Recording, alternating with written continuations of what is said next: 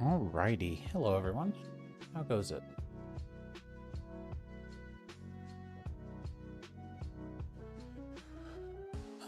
Loading up just a tiny bit.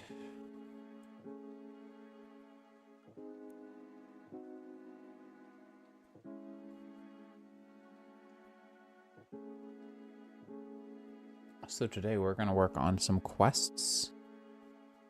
And then once the quest writing is complete, I don't know. We'll figure it out from there, huh?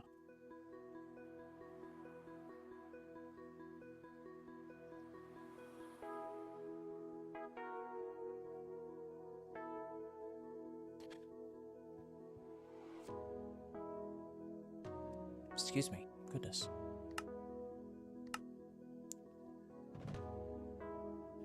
Anyways, I have found a new mod called, it's not new, it's updated. It hadn't been updated since 1.16, called The Outer Ends. And so it decorates the end similarly, not exactly, but in a similar vein that Better End does, but is written for Forge and looks great. So if we look at Outer, you can see a couple of textures are missing. These two, they're pretty easy. They're just the new items, probably things that were automatically added by the Blueprint API, and it adds a bunch of cool structures and things, which are fun. I've been working on recipe integrations a lot, and I've been working on a few other odds and ends. Let me think. There was recipe integrations that we did. There were... I don't know why this refuses to grow over. I did recipe integrations. Sorry. I did a couple of removals, a couple of cleanups, and I started scaffolding out a couple of quest lines for Create. And I've started filling up our little area over here with some stuff. So I've made an addendum to the build with a little... Oh, hey guys. I actually will take your flesh sacrifice, thank you. Because I do think it could be helpful to have some light right here in the middle. Same goes for in here, honestly. This is why I like this stuff. It keeps your builds looking really nice and bright without having to be painfully torched up or whatever. So I've added a little addendum here with some encased chain drives for 8, count them, 8 water wheels. And so it is a block thinner to 5 by 5 by 8. And then I've integrated a bunch of machines over here and finished a couple of decorative components as well. Mostly did the building integration, structure integration stuff. So this main area is still empty. I have plans for this area, but it's still empty right now. A lot of immersive engineering stuff will be happening in here at some point, and so we'll have probably going to make more of this as a bridge rather than leaving it the way that it is. It's probably going to be more like here and here are all going to be solid bridge area, and then just leave the center part empty because you can see right through it, so it doesn't really give the feeling of being too packed. Oh, I made a mining backpack. It is another netherite backpack with 2 stack upgrades, a magnet upgrade, and a voiding upgrade for these slots over here, and then all of the ores and pickups have been configured respectively. I've also made it so that osmium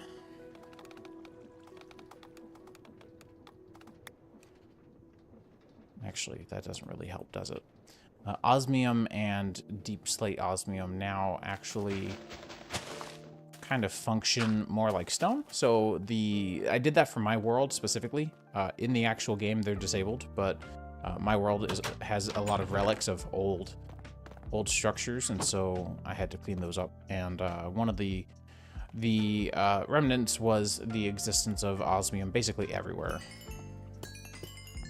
So I've cleaned it up so that it appears to be stone or deep slate, depending on which variant it is, and it drops the same drops as stone or deep slate. So functionally, and it's named to be stone or deep slate.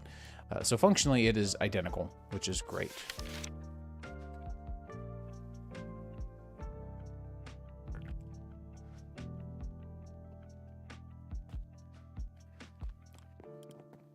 I've also made a sigil of the blood lamp because I got tired of running out of torches, so that certainly helps quite a bit.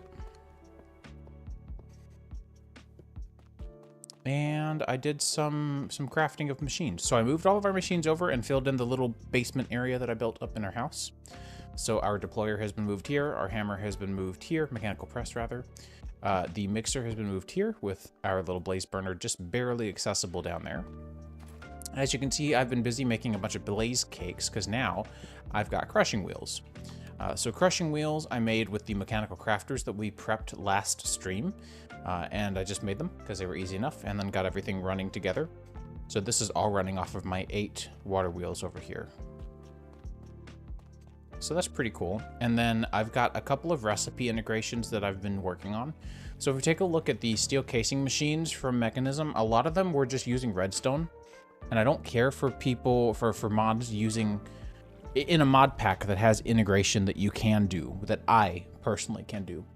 I'm not a big fan of recipes that just use redstone. It's like, yeah, you're using redstone to convey to the user that this material or this block is technical. But when you have transistors and capacitors, why aren't we using those? When you have PCBs, why aren't we using those? And so if you didn't know already, the basic battery is a custom item from Cube.js. And this uses copper sheets, steel sheets, and a capacitor. And that gets used in energy tablets, but it also gets used in a bunch of other kind of RF-based devices. So the dosimeter, all of the building gadgets, the battery upgrade for the backpack, and I think that's it. So one of the things that has had me thinking is, what are other places where we can use this transistor capacitor model? And so you can see I've done exactly that. We've also moved immersive engineering to be gated behind pneumatic craft now. So pneumatic craft combine molten iron and ash to get steel. And that is how you will get your first bits of steel. And then from there, you will need them to make yourself a blast furnace. So the blast brick is going to be a pressure chamber recipe now. These ingredients should all look very similar to you.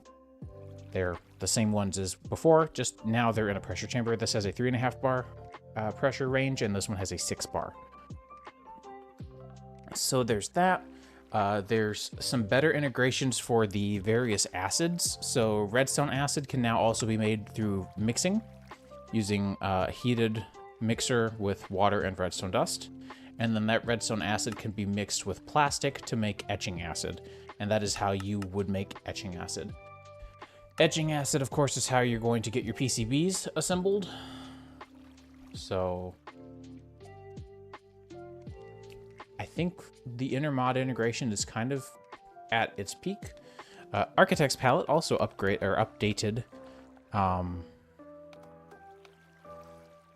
So I've got that integrated now. Sun metal is still like such a cool looking block. I'm very excited to have this back again. I think this would look really well with a build like this. We also now get hazard blocks, which I think are relatively new. I think they're like a 118 era. Oracle lamps, I don't remember Oracle stuff at all. Oracle jelly looks fun though. The algal blend, cerebral plates are also pretty new. Wardstone I think is not too terribly new if I remember correctly. And then of course nether brass is not new at all. And, oh, that looks cool. Sun metal, same thing. And then unobtainium is still, yeah, same recipe as usual. Once you get 4, you have unlimited, so. Not bad overall. Very fun stuff.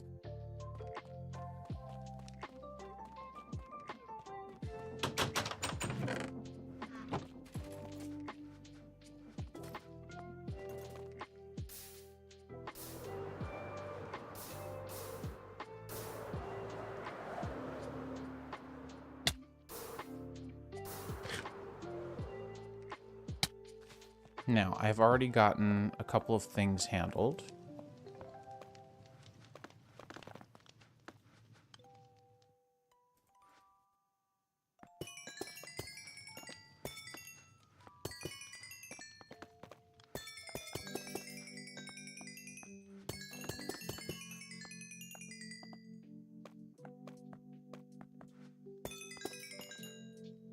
Nice. So I've gotten a couple of things handled already. Some things are pretty straightforward. So pneumatic craft we now have unlocked, and that is going to get us these compressed ingots. If you want to see how that looks, your understanding of pneumatic constructs expands. Pretty simple. And now that we have this, we can start to get into pneumatic craft a lot. Now, one of the things we're going to need in pneumatic craft is the manual. So probably should make that a reward.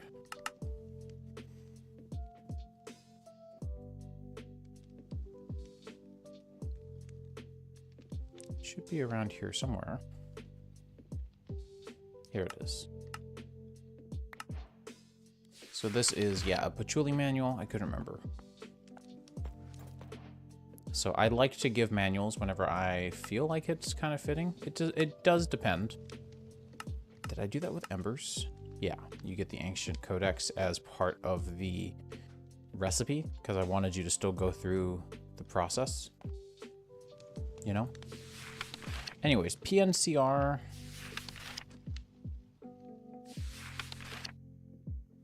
Basic concepts. Chunk loading. FTP chunks. Kind of simple stuff around there. Crude oil is used for making plastic. So we should get ourselves a tank. Ideally, probably a good one. Can't be that good. All right, well, small it is. Let's go and get a couple of these.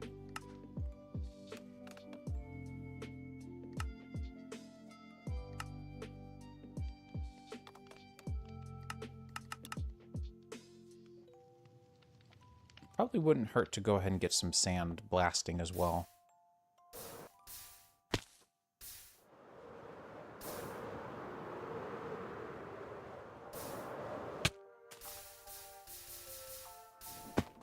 I did forget to show that off, but I've set up 2 blasting spaces here. And, of course, they also tick accelerate. You can see the hand moving really fast over here on the deployer. That tick acceleration mechanic actually makes me so very happy. I don't normally like tick acceleration, but I really like how that one is done. Hourglass's method of doing it is very clean.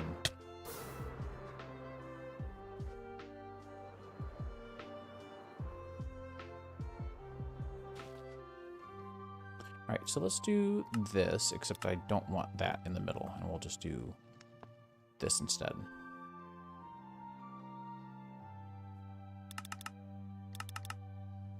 Let's grab a few of these, and let's grab some buckets. I don't have any, so let's grab some iron. Let's do 12.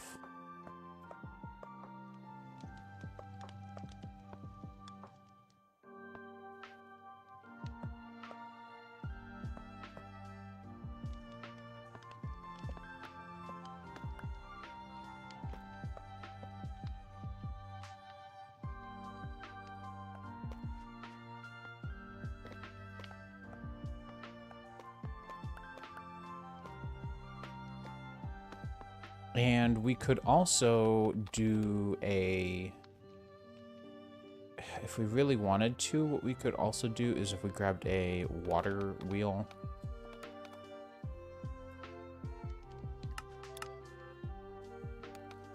We could make this a little bit interesting.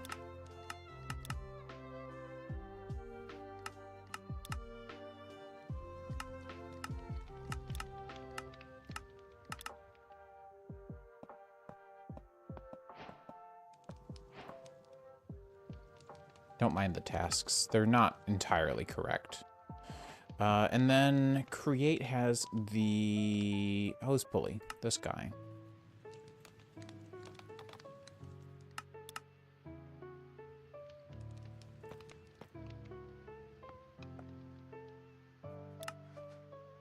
I actually think I'd rather not have to fly all the way over to the create base to make a copper plate.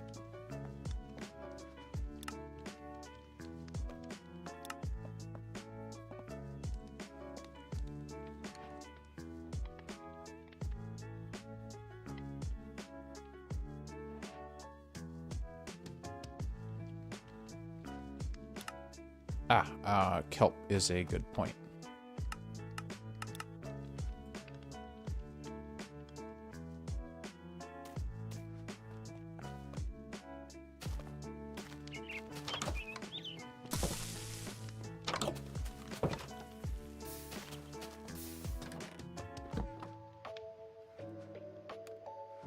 Now, I think it would probably be worth organizing my backpack a tiny bit, because there are a couple of things that are kind of no longer relevant.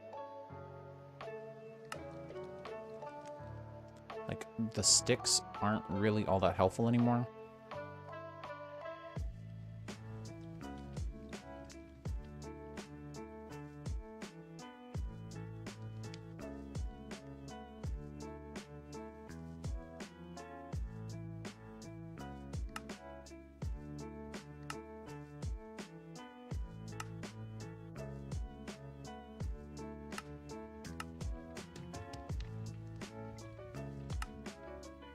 I think that works pretty well.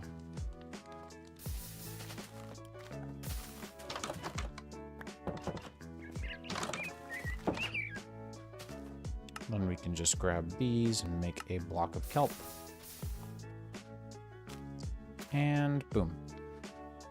So now it should be pretty easy. Right, I need...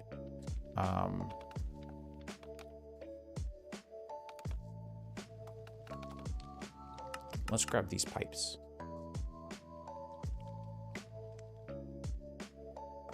You know, I just realized as well,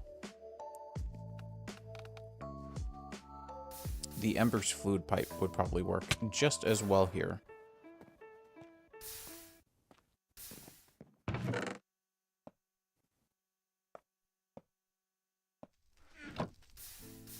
But I'd like to test that out before I confirm or deny.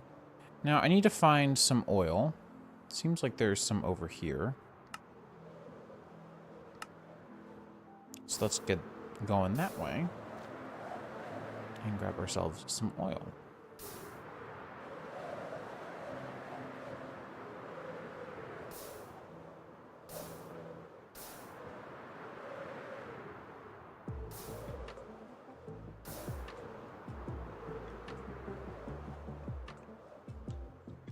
Yep, perfect. So what we can do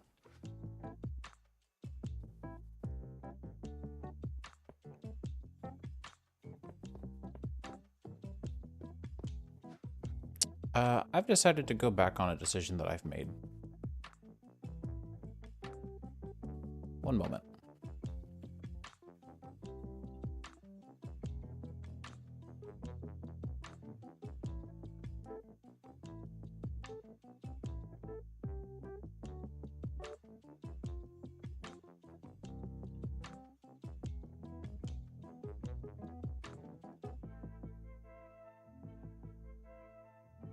I think the hand crank should be allowed.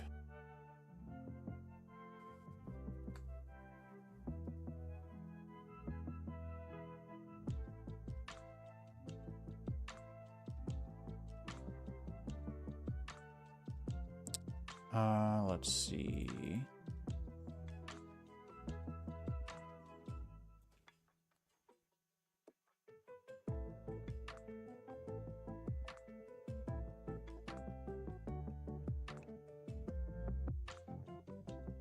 Cool.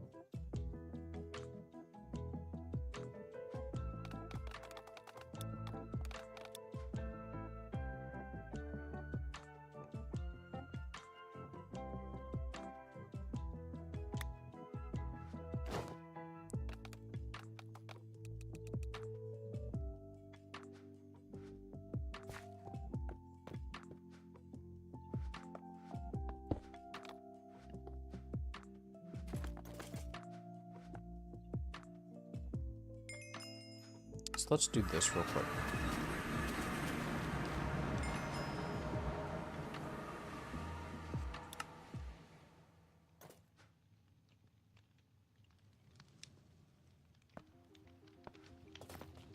I really didn't want people using the hand crank, but I realized that it does have a handful of other uses that I wasn't really respecting. This being one of them, honestly.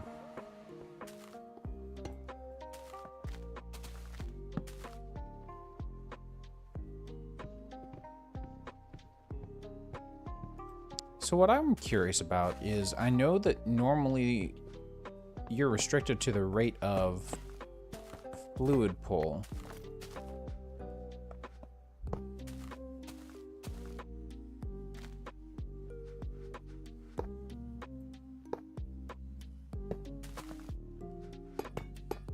So I wonder...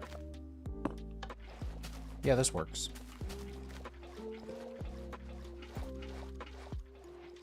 We didn't need any of this.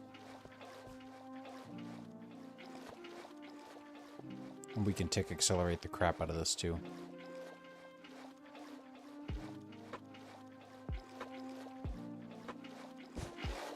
Yep, done.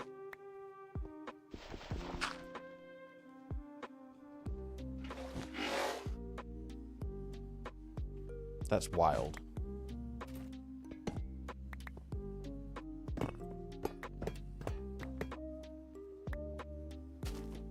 So how much did that get us? Quite a bit, actually.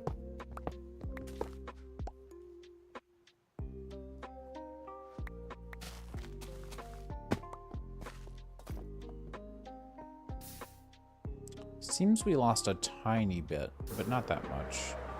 I'm gonna come over here to this one since it's just that easy to get more.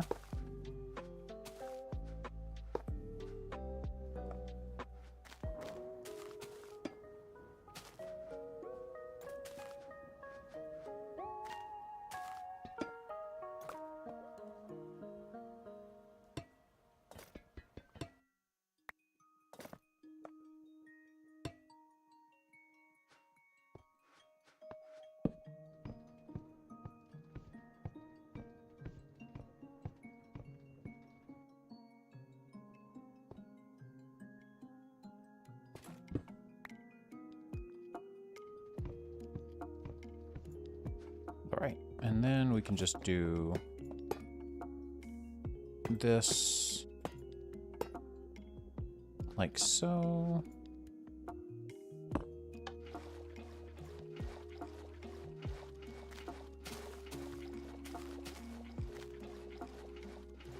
Easy enough. Absolutely not how this was intended, but easy enough.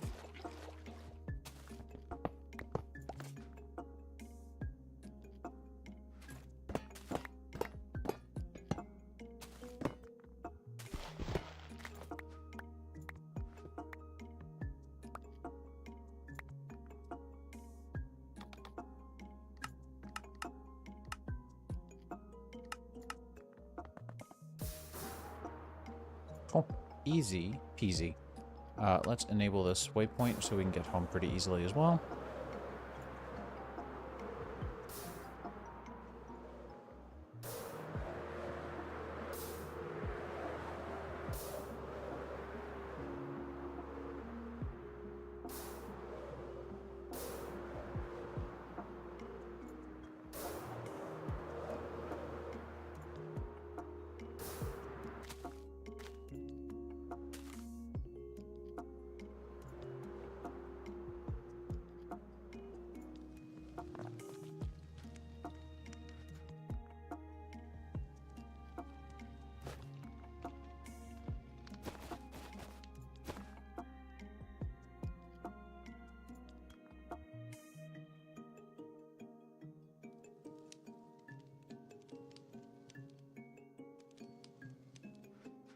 Cool. Okay, so we've got that now. We need a couple of things. We need to put that away. I also don't think we really particularly need this backpack at the moment. So we're going to just toss that down in the corner for now.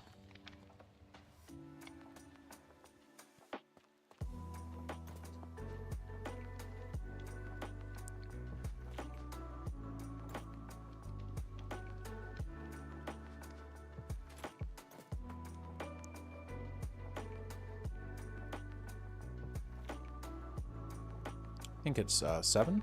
Yeah.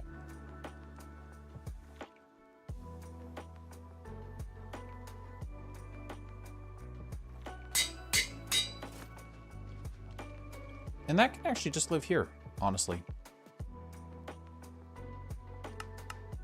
We already have enough.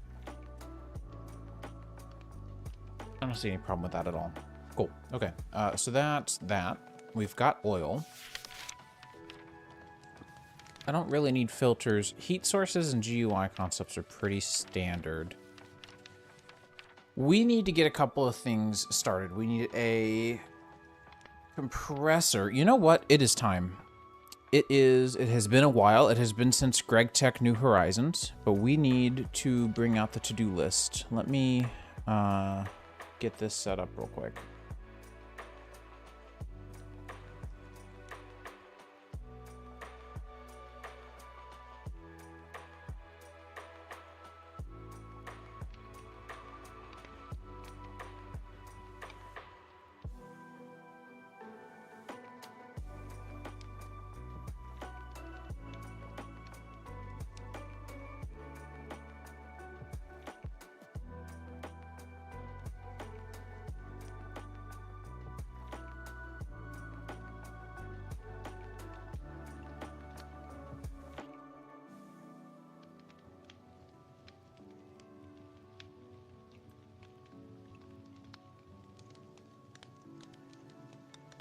Okay.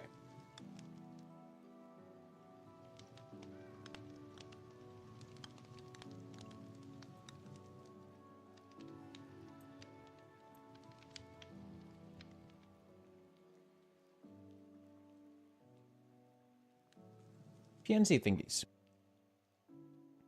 So we need to get a solid fuel compressor. Basic, that's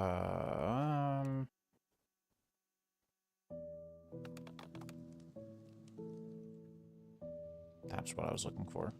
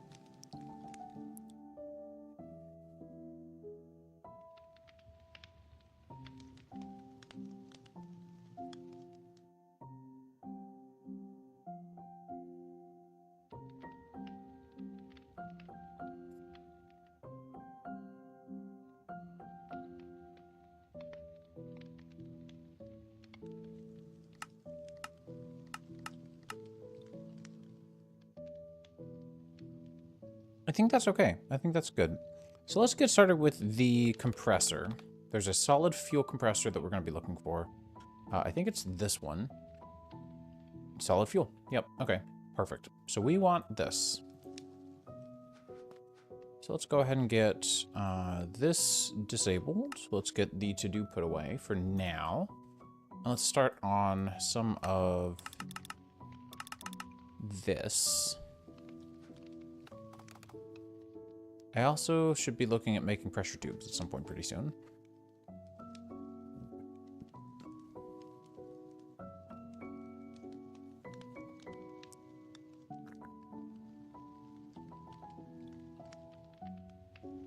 And I partly want to get started on this now because I am supposing we'll set this up and more than likely we will... Hello, dog child. More than likely we will need... There she is. To set up... we'll need to wait probably quite a while. And so as we're waiting, we can write up quests. So let's make a few of these. Let's also make pressure... Good grief. Pressure tube.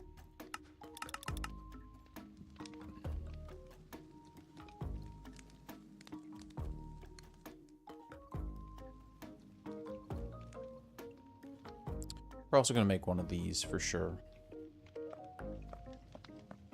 So let's go ahead and get this made. Let's go ahead and get... What's the tube module require? Some redstone.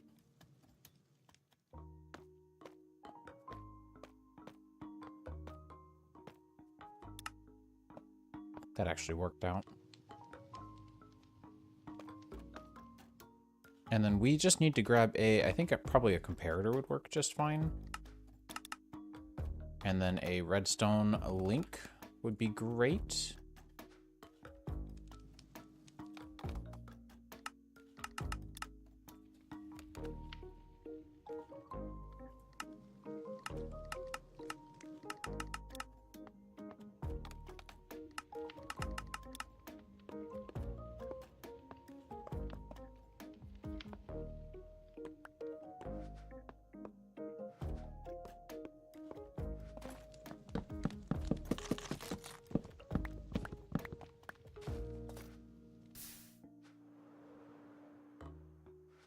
I never made the compressor.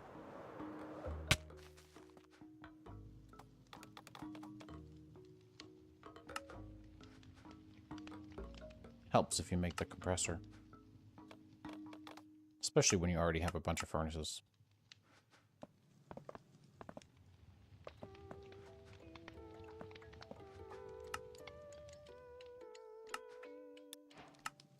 Alright.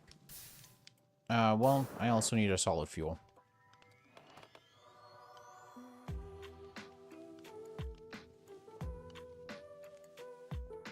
Do I know what this is, or do I need to discover this? I suspect I know how this works. I do. Good for me.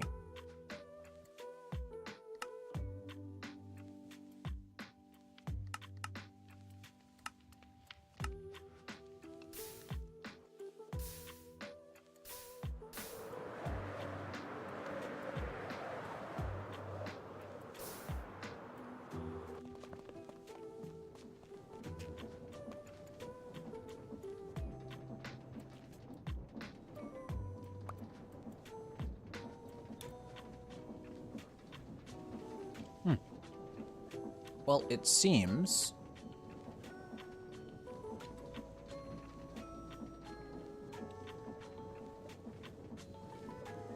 It seems that you don't know how to behave.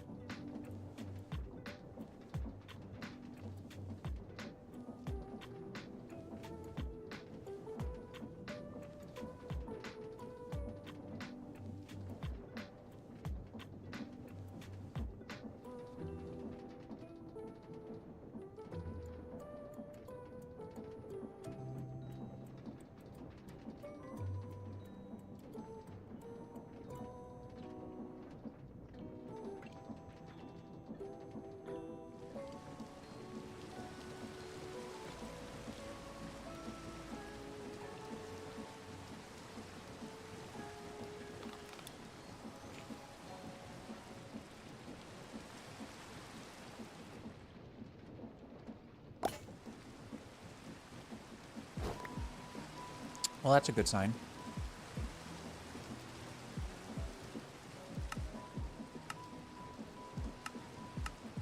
Excellent.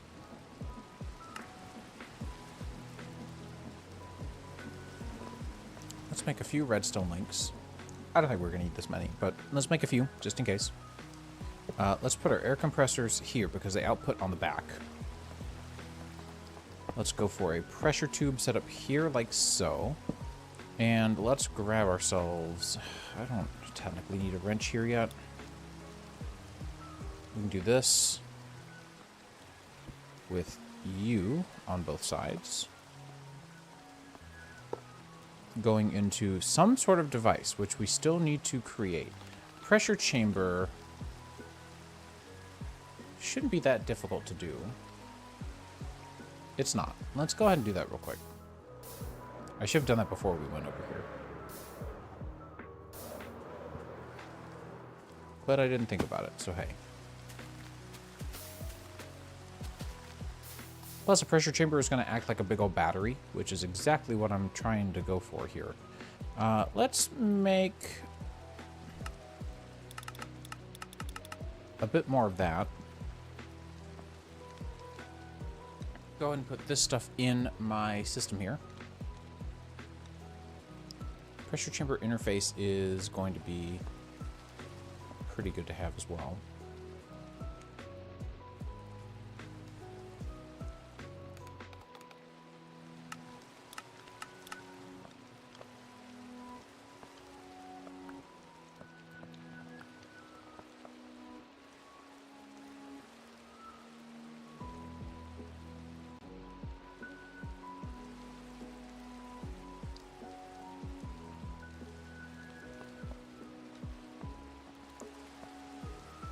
Let's go ahead and get 48 should be plenty.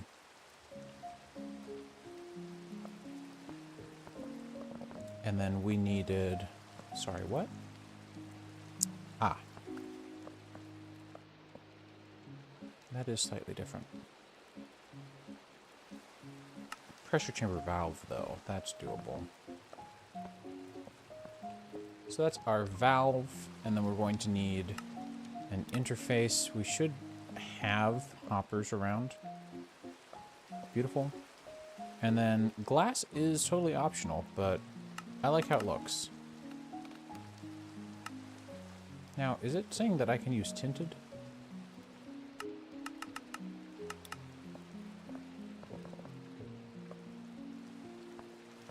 It is. Great. I think that should be a good start. Pretty solid. Just take a nap real quick before we get totally bombarded by baddies or just more rain.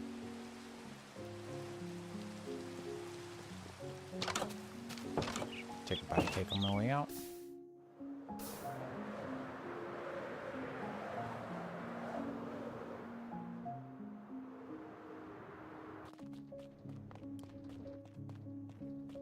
And so now we can set up our pressure chamber. I'm thinking we'll probably move this. I don't know that that's the best place for that to be. Pressure chamber interface should probably be, oh no, if we keep things centered. Let's do it this way. Let's change this up just ever so slightly. Like so. And as much as I do hate to lose that, it's not like it's a big deal. And then we can do 2 of you again.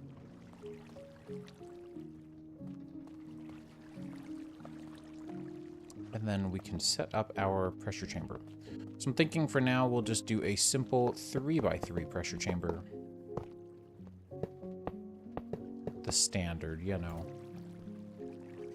We'll probably do our interfaces here on the sides like we have done in the past. We can do our valve here on the back, like so. And we'll do glass here, and probably glass on the top.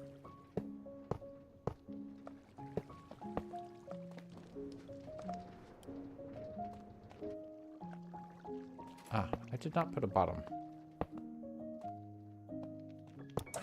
There we go.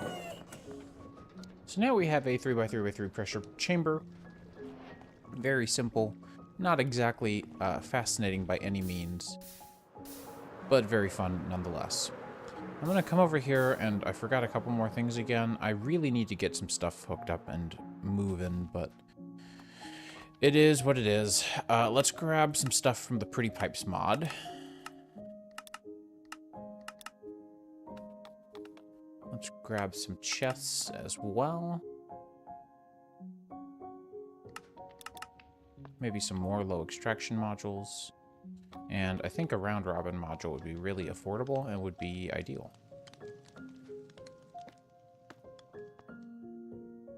So let's grab one of those as well.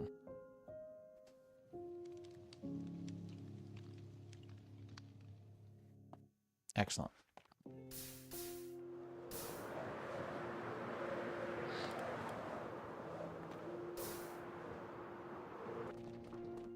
Now, I'm thinking round robin module for fuel. So we can put fuel in a little chest over here. And put you here. Extraction module from the chest. Items in these slots are disallowed. That's fine. And then round robin, which means that anything that gets pulled out will, well, you guessed it, round robin. I don't know how I feel about coal coke being the fuel of choice here. Feels possibly risky. Haven't really decided on that yet.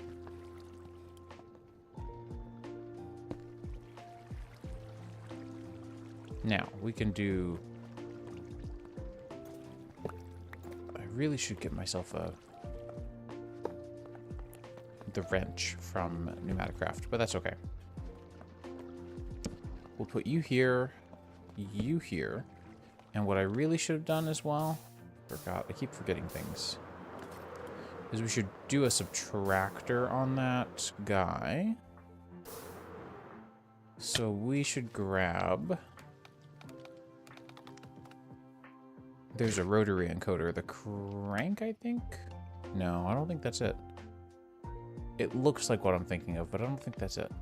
Well, we could do...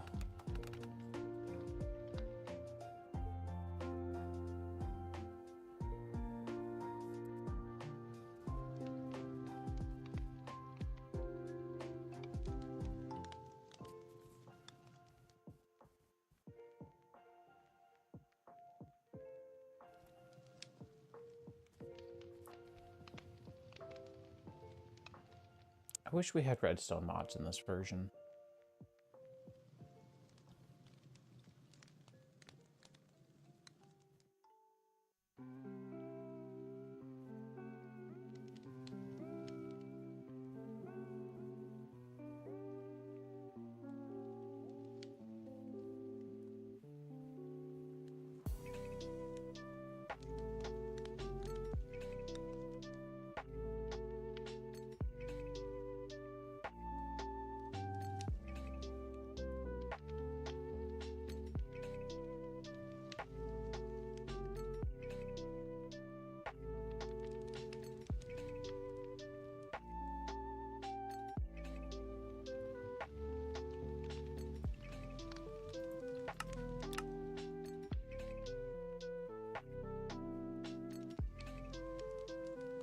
I seem to recall this might also do something similar, but it might also be the opposite. Let's grab some redstone. And, sure.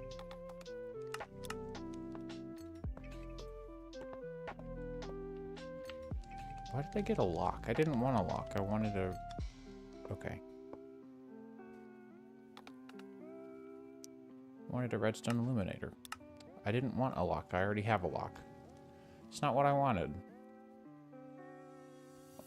Okay. I want to say the way that this works is it illuminates at a certain level.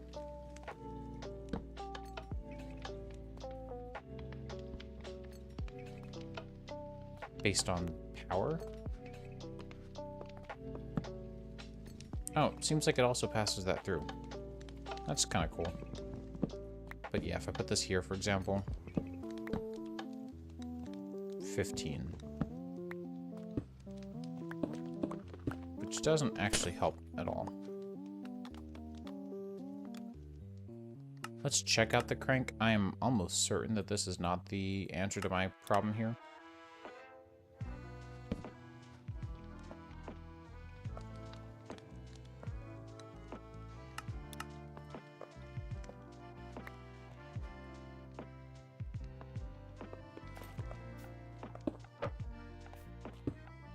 Oh, it is. It is exactly what I was looking for. Okay.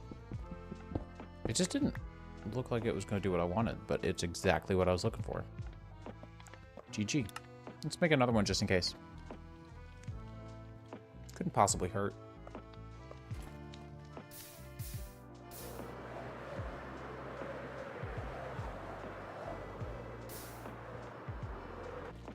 Cool.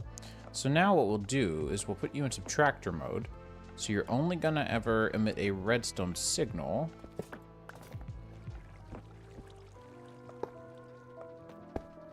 whenever the... Oh, we should consider that as well.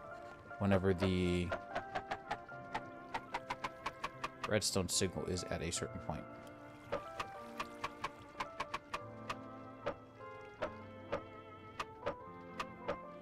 So we can figure that part out. Because I don't know... I'm assuming 7 is probably 15. So if we wanted to stop at 4, I would assume that would probably be 8.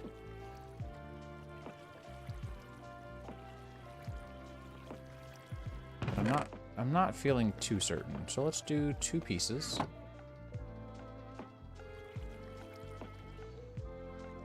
Redstone behavior, low signal.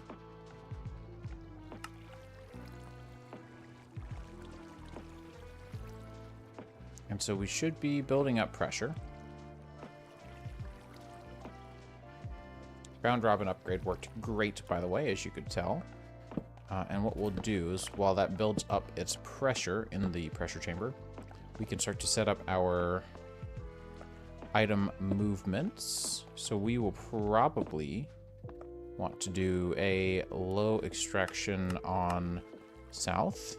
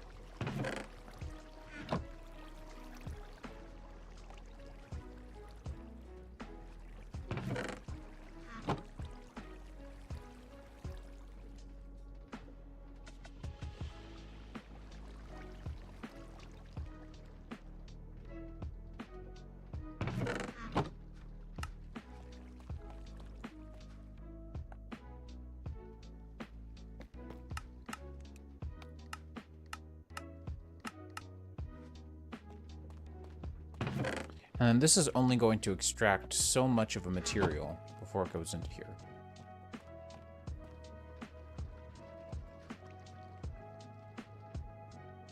And we should be at 7 and 7. Yep, round robin worked perfectly.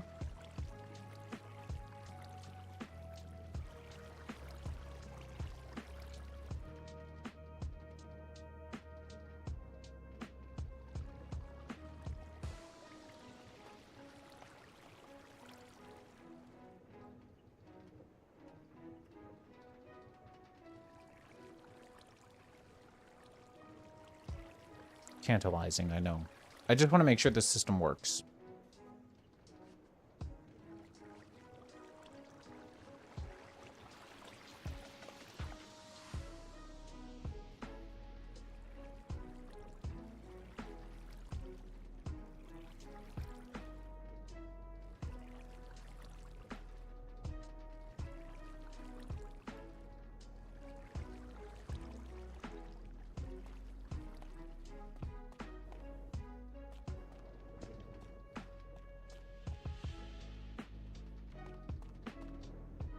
I actually thought that this bug had been fixed. Interesting. Well, it certainly is unfortunate.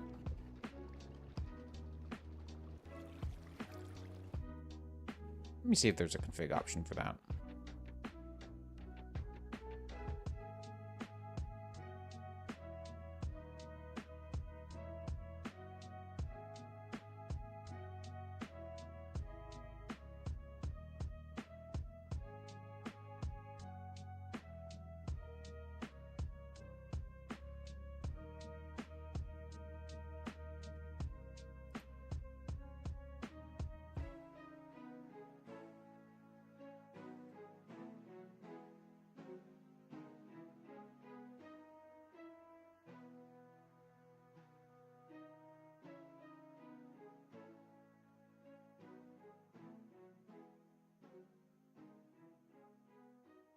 Aha, pressure chamber particles. Turn off.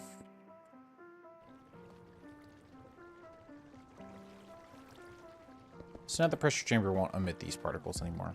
And that'll fix our incompatibility. I think it's a rubidium thing.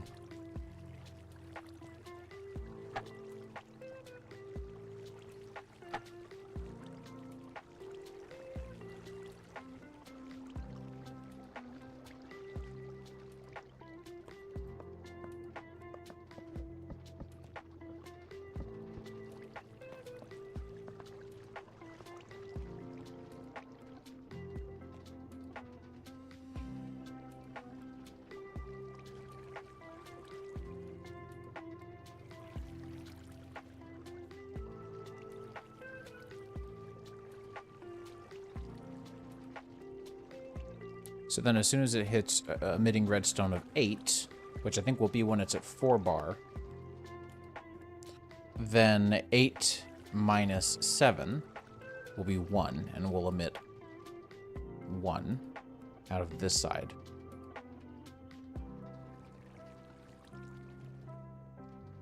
I think.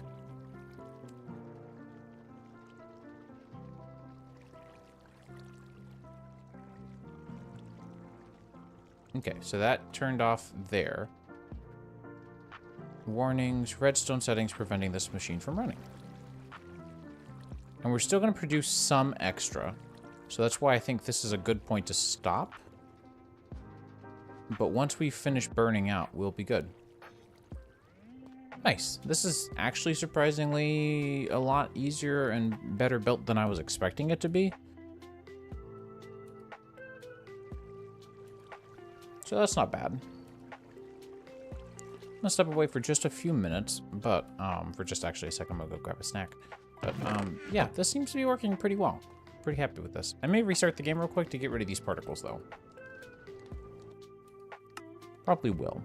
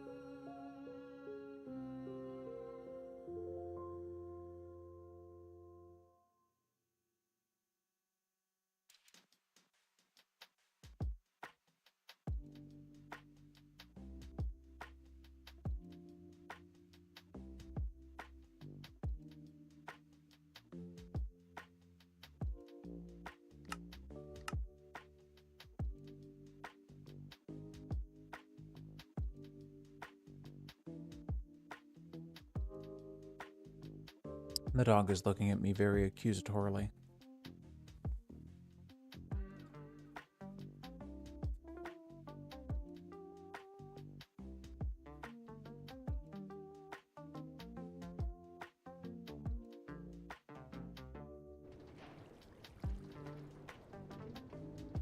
Hey, pressure chamber particles are in fact gone.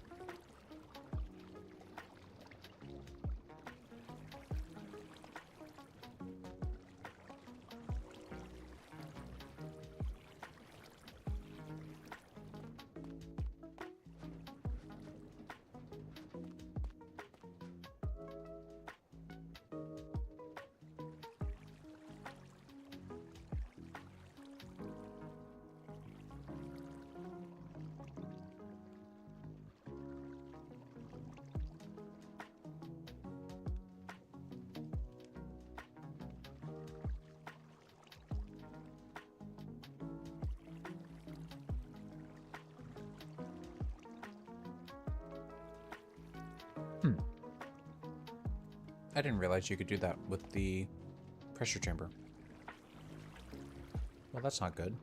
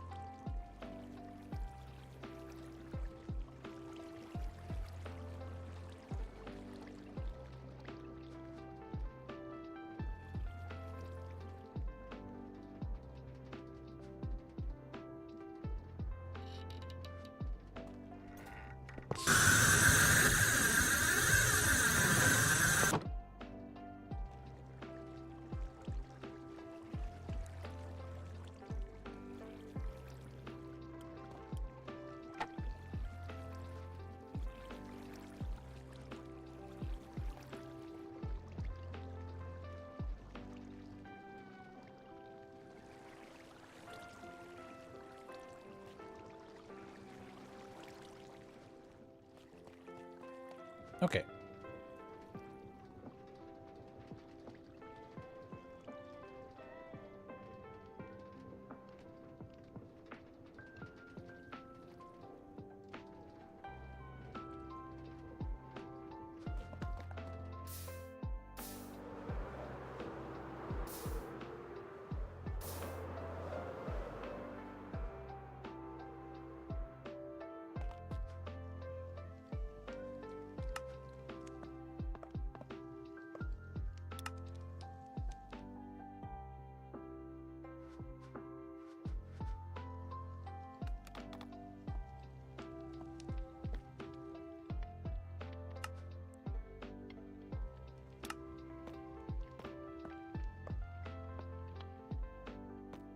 Nice, that'll help.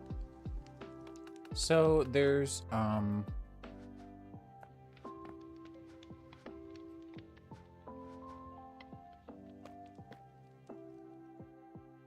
recipe that I just noticed.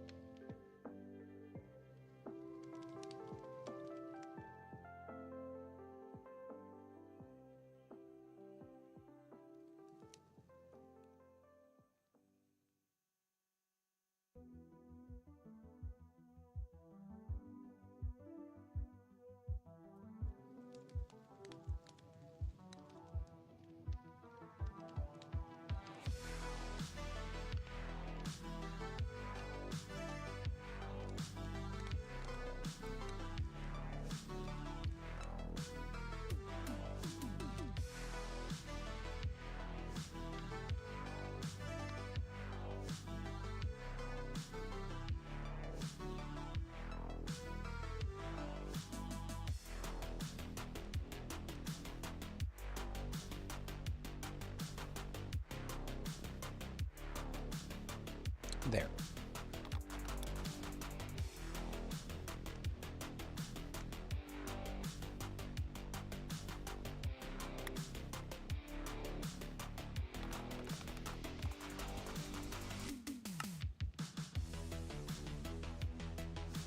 Much better. Okay, cool.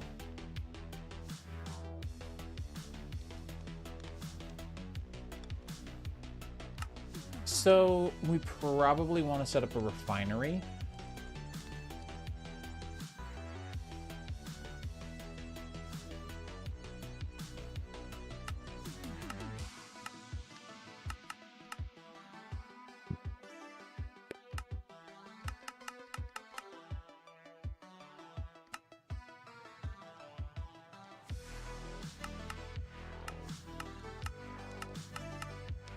But how about for now, we just go set this up and then we start working on a few quests.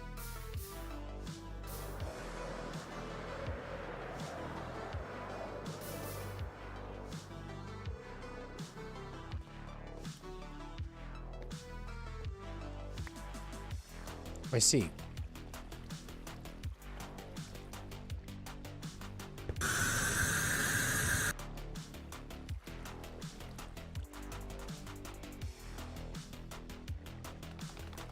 So this is supposed to be working, and it wasn't. So we're gonna just gift that back.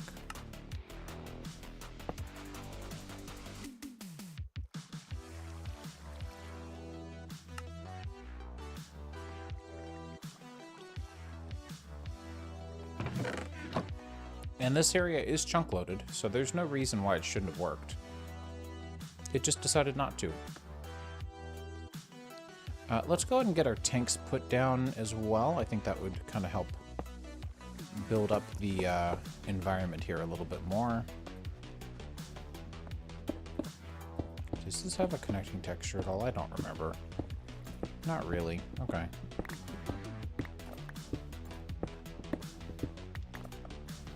Is it one of these kinds of connects? No. It just doesn't connect. Okay.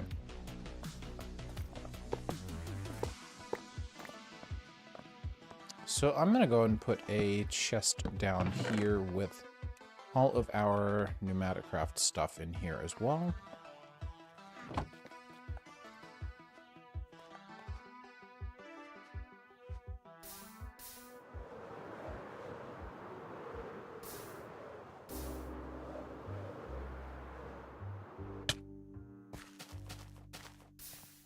Go ahead and put some of this stuff away.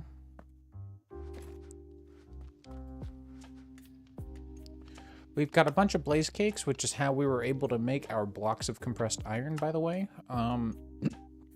You also need superheating in order to make etching acid. So I used our lava sigil for all the lava that we used for that, which was easy enough. At this point, I'd like to work on some questing stuff. So why don't we type out and work on some quests? I think that'd be fun. Well, I don't think it'd be fun, but I think getting these quests done are basically all that's left between me and release. That and figuring out how am I going to release this? Because some mods are on Modrinth only, and some mods are on CurseForge only, and I need to get that sorted out. So, let's see. In order to begin your journey with your kinetic journey, you need to create rotation.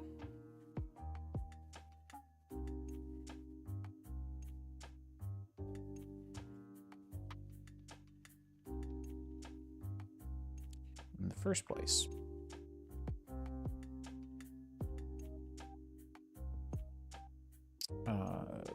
Will work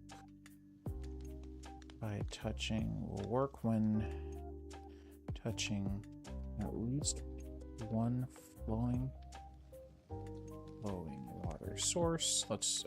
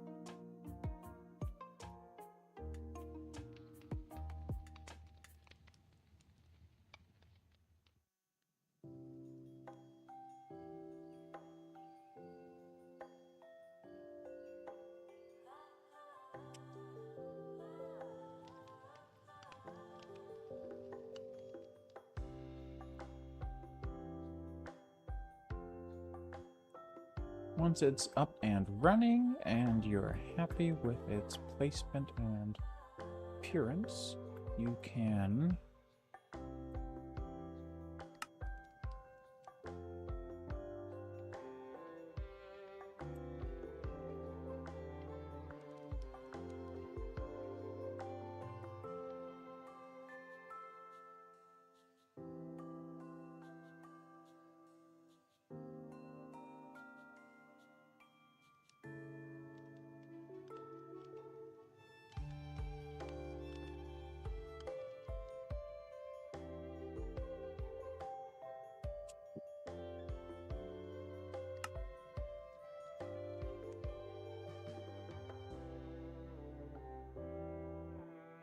I always, 100% of the time, forget that you can recolor create belts with dye.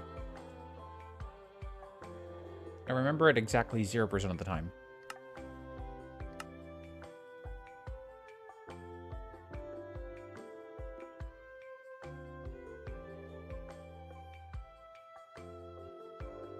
I'm looking for a side texture that shows the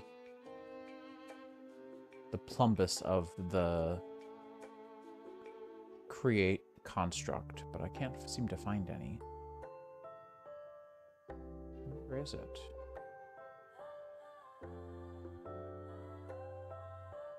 I wonder if it's actually 3D modeled and it won't ever show up here. I think that's actually the case. Crap.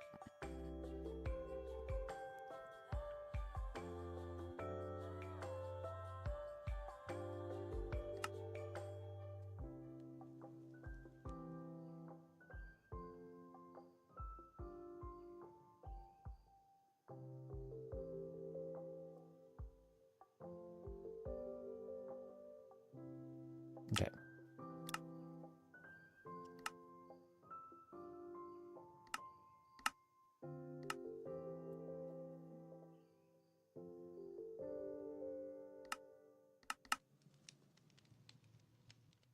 You know what? And water wheels are cheap, so I'll give you 2 more.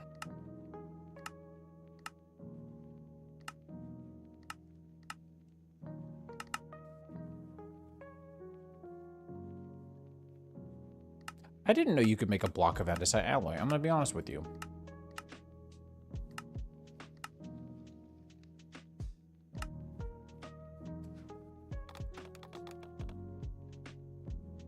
Does it connect?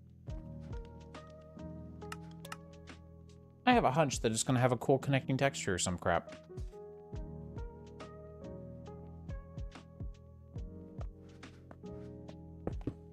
I was wrong. What a letdown.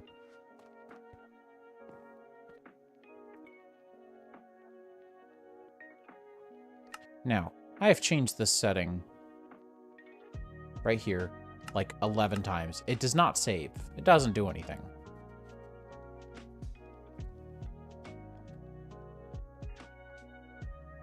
I'll just end up having to do it again in an hour, you know?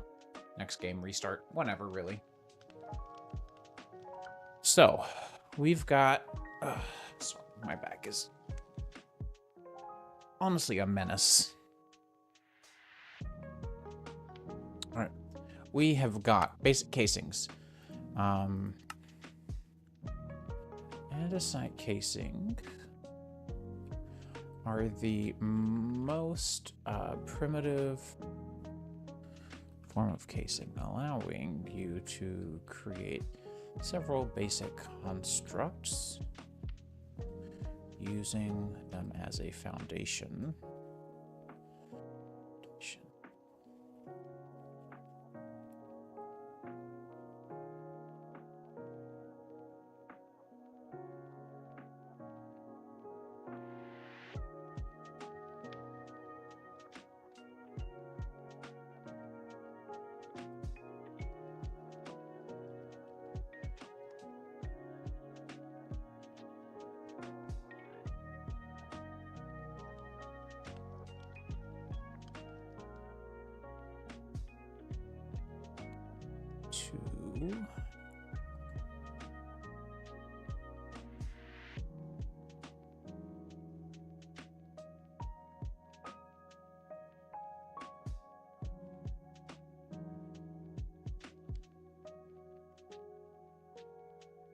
either hide or...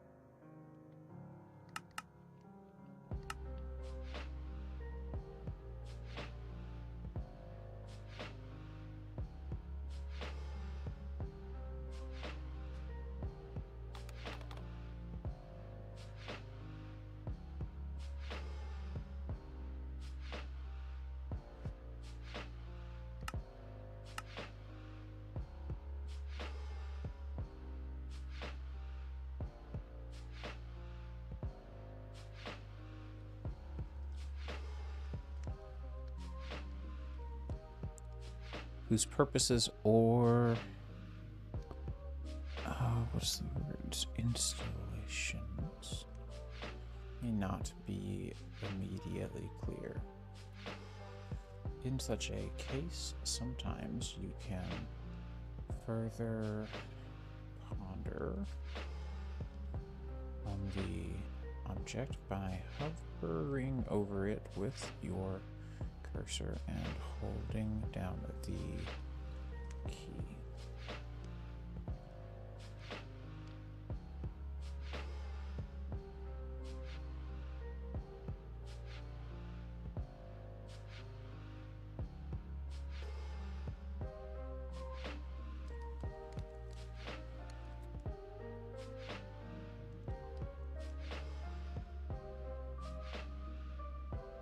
So then it would be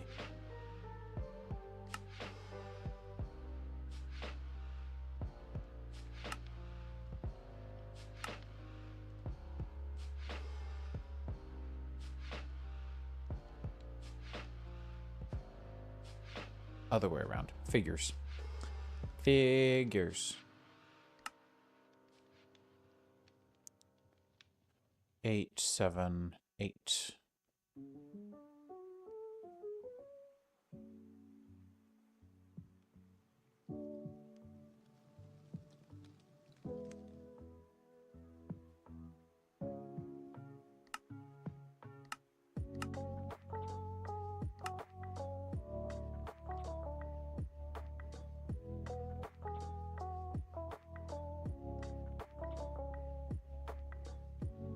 Hola. You will find rubber band.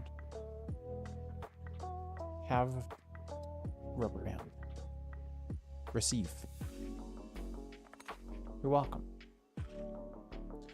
As you proceed through the trials and tribulations of creating and utilizing rotational kinetics,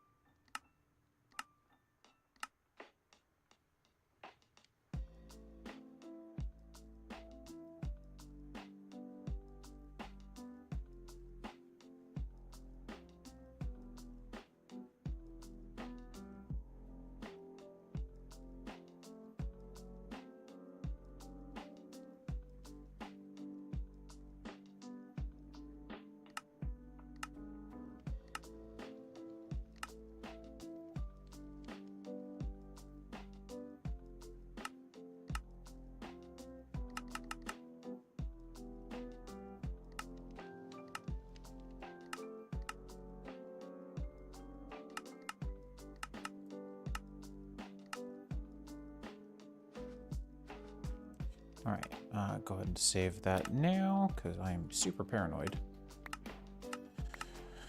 Go ahead and take up some of these free rewards. Not that I really care too much.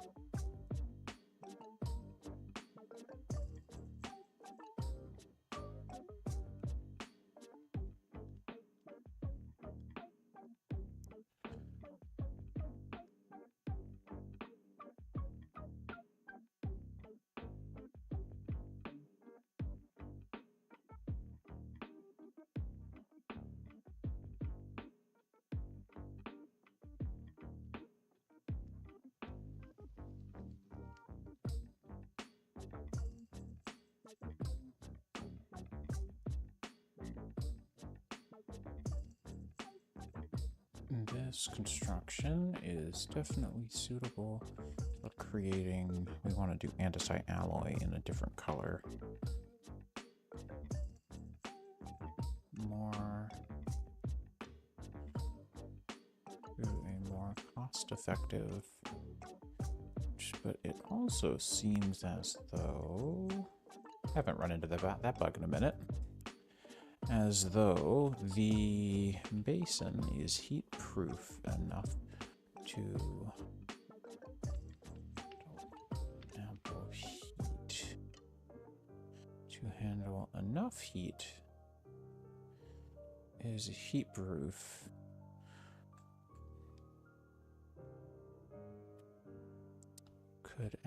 Could the addition of ample heat as a means to create new materials? And then we'll do a page break.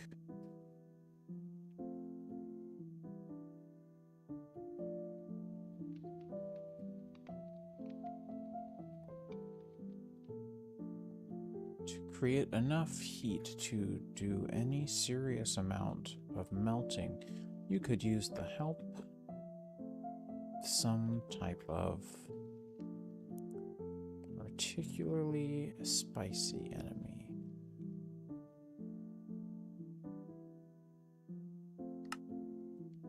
Maybe a nether fortress will have what you need.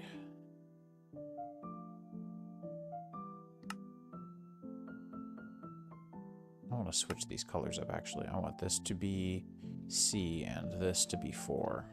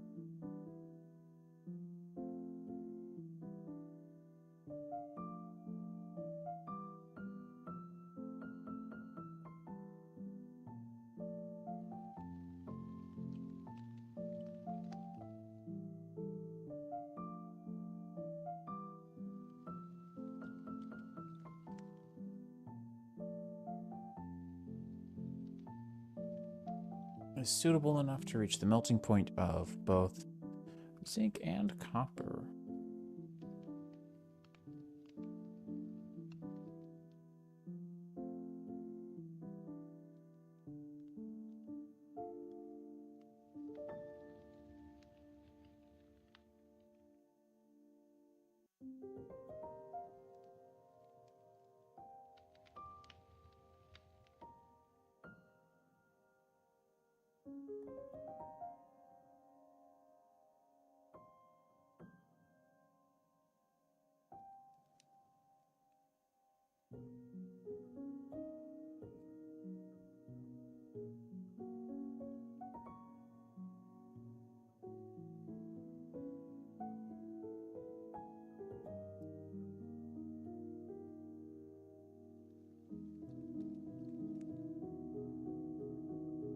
And machinations.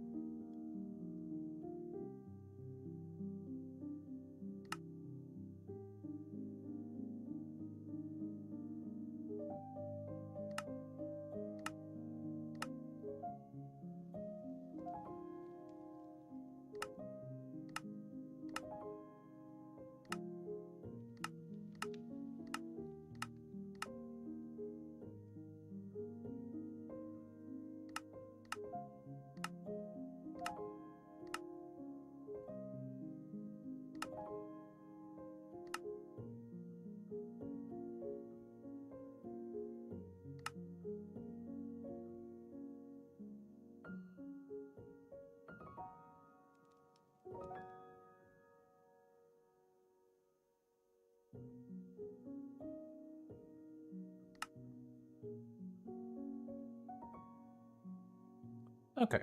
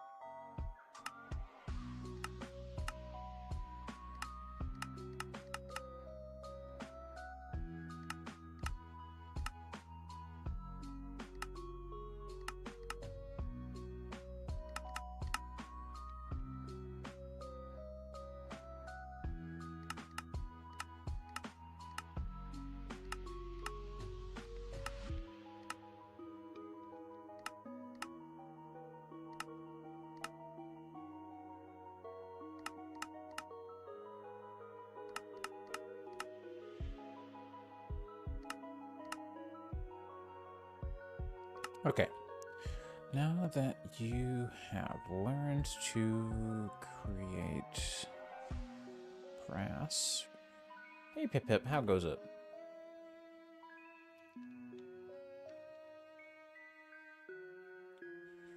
Research on ways it can be used.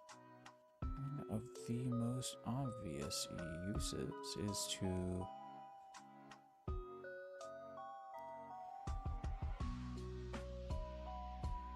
however used. Unfortunately, you've discovered that you need more than just andesite casing. Perhaps something more advanced.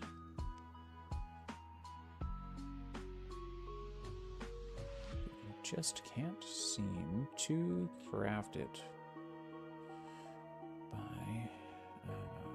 on your own.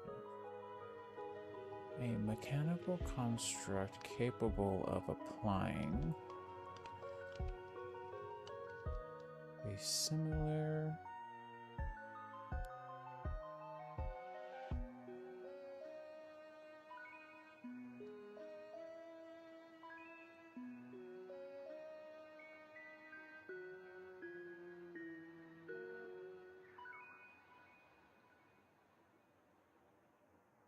as the strength of such a construct would be capable of applying heavier materials such as copper, brass, and even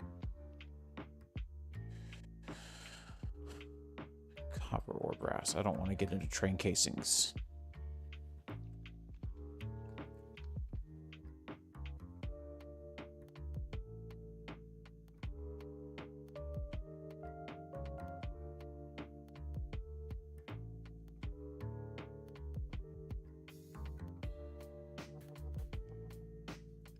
Be capable of doing exactly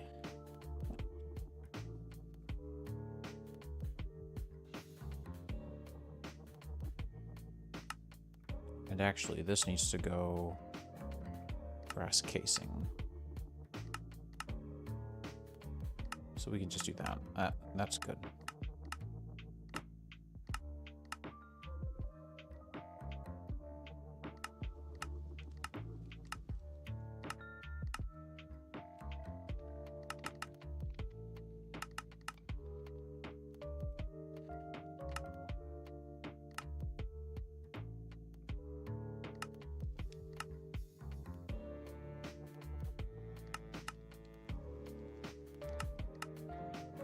Okay, so now we can save on the server.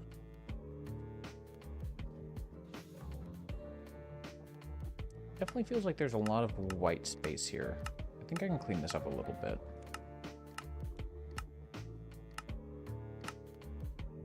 Yeah, that feels a lot better already.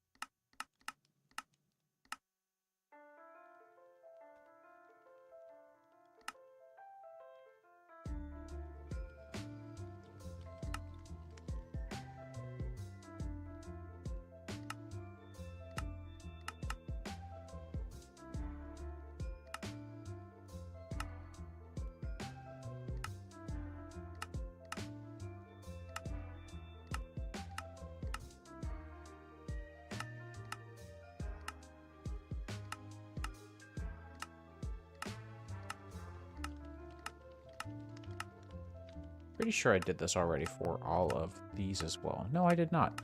That's right. This was all progress that got deleted. I completely forgot to even look into this again.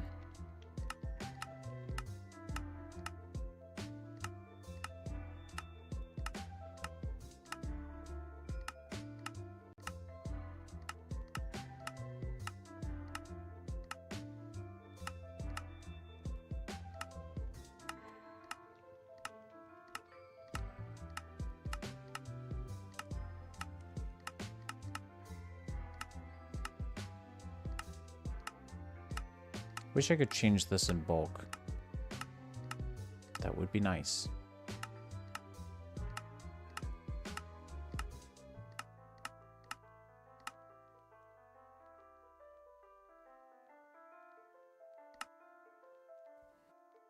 All right, let's save again.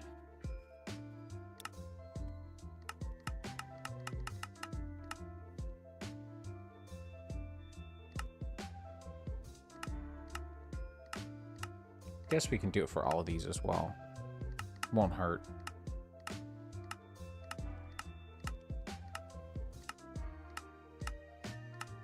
Man, it feels like so long ago that we started on Eidolon. I mean, it was several months ago. I've really enjoyed this world, to be honest.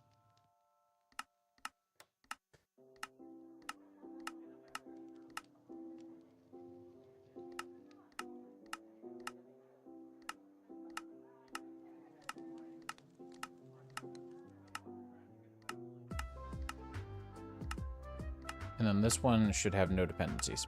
Beautiful.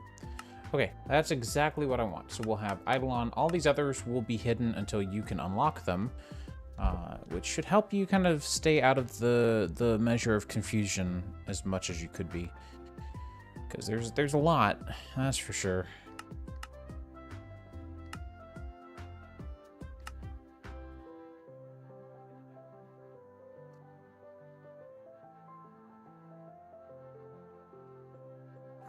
I'm gonna take a quick stretch break and get some water while I'm up. I shall be right back.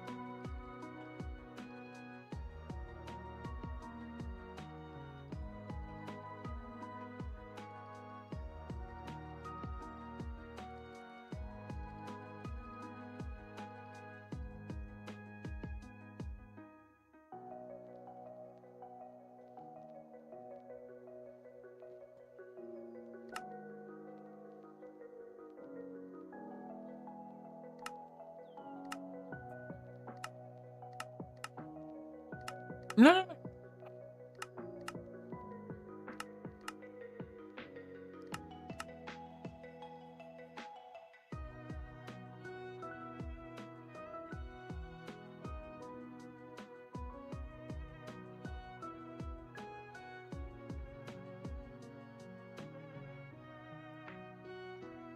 Okay.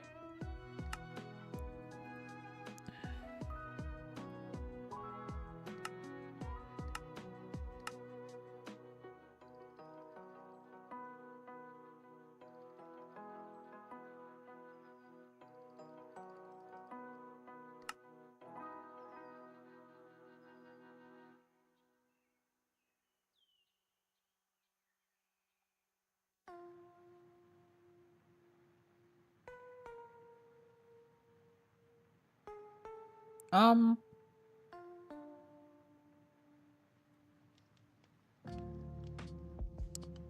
I have heard of the warp drive mod. Yes. So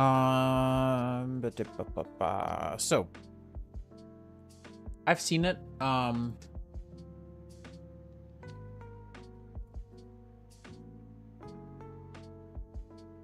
What was it? There was something. I think it was mostly just a lot of my scarring from the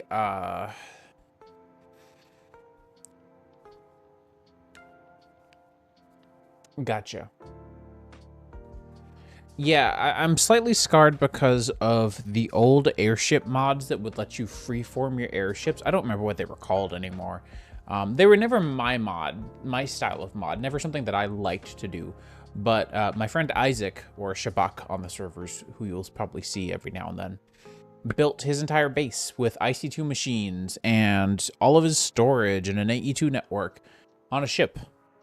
And he took that ship to the Nether with a giant portal one day, and it was really funny. And then he came back, and it was sitting around, and it was really funny. And we're like, wow, they've really cleaned up the ship's mod. We haven't had this one despawn in a while. I'm impressed. I think this was Archimedes ships at this point. And then it just despawned. It didn't even despawn. It got removed as an erroring entity. So ever since then, and he just had to admit that it was not a good idea and live with it and restart. And so I've had a lot of hesitance around spaceship mods, around space mods, and around like mods like warp drive that seem to be a lot like moving your whole base across dimensions. And that's fair. I like that. That is a good idea. Moving the thing around is a great idea. Doing what Create does is also a pretty good idea. Just keep the blocks safely somewhere else in the world and render them in this world. I think that's a good idea. Fascinating, though.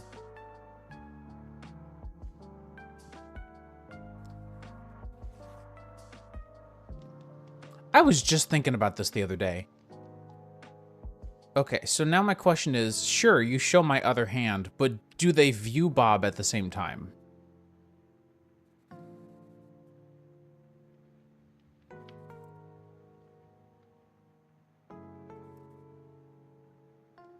Anyways.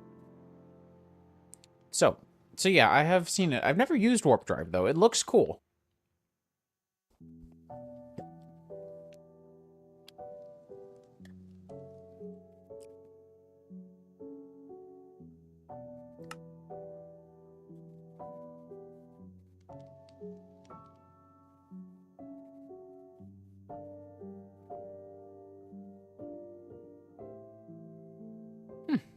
Interesting.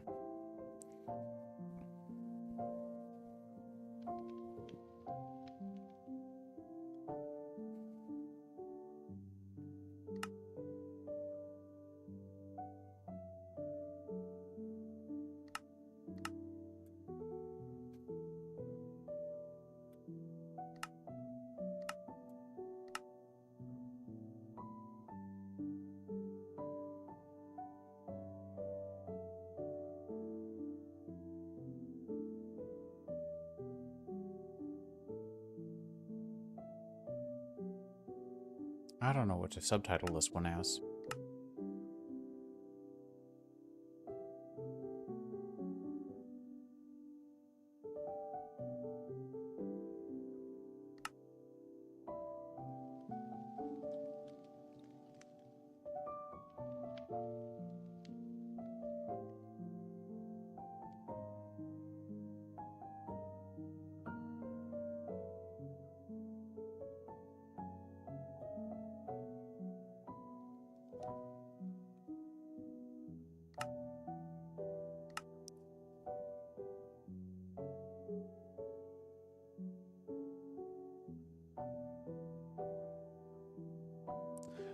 Well, sort of. I mean, I definitely think... Okay, I don't disagree. Part of why I like the way that I do quest lines, I don't personally need a quest line. I think that's fair to say, because I'm creating the quest line, so I know enough about how I've designed things to go. Now, I do think that that there is a world in which not having a quest line is very helpful for pushing people to learn how to self-research and how to self-motivate themselves into a new item or set of items or mod. I like having a pretty sparse quest line like this one. This is the quest line for Create. This is the quest line for Ember. Like, this is Embers. There is so much more in Embers, and I think that it's worth spending the time in it. But if you don't want to, there's no quest that's gonna tell you to. Blood magic. I don't even get into the tier 5 altars in blood magic at all. I don't really care if you do.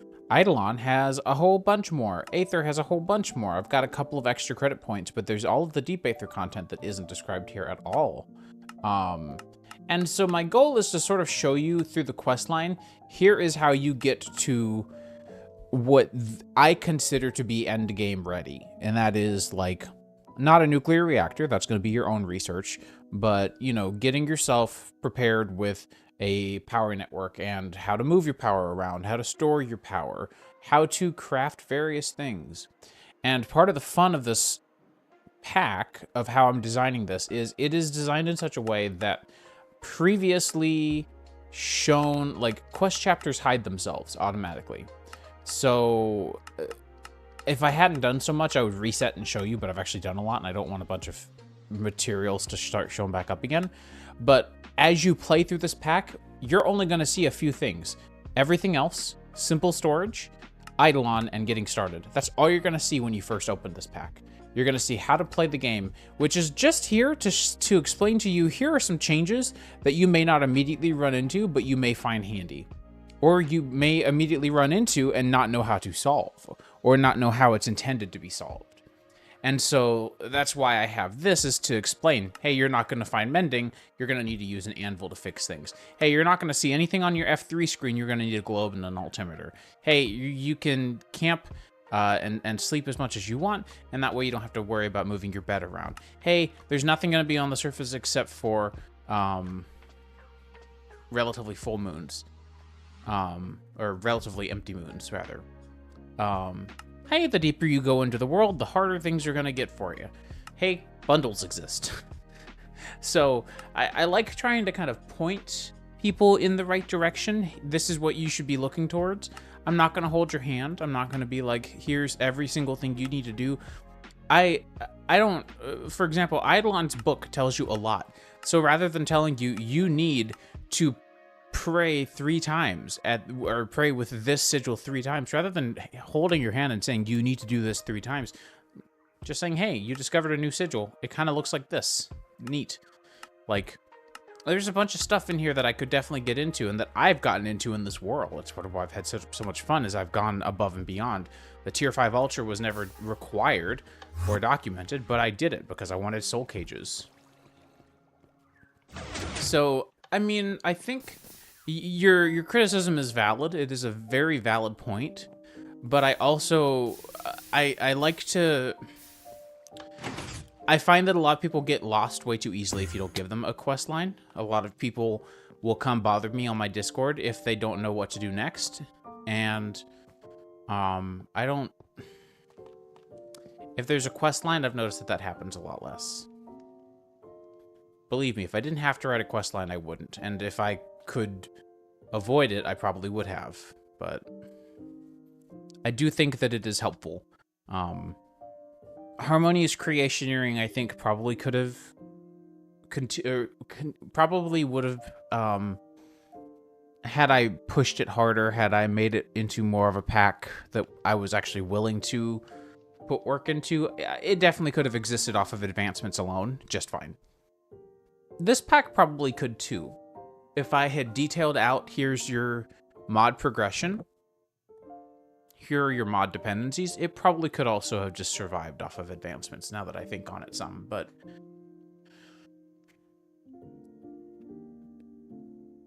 people are weird. People have expectations for things to be in a certain way.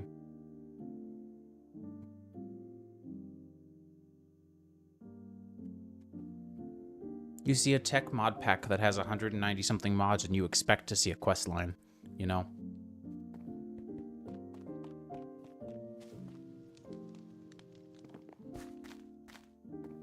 And I should probably make that a note.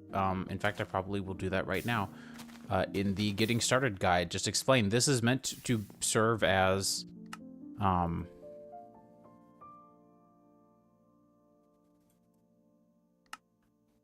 this is meant to serve as a set of guidelines.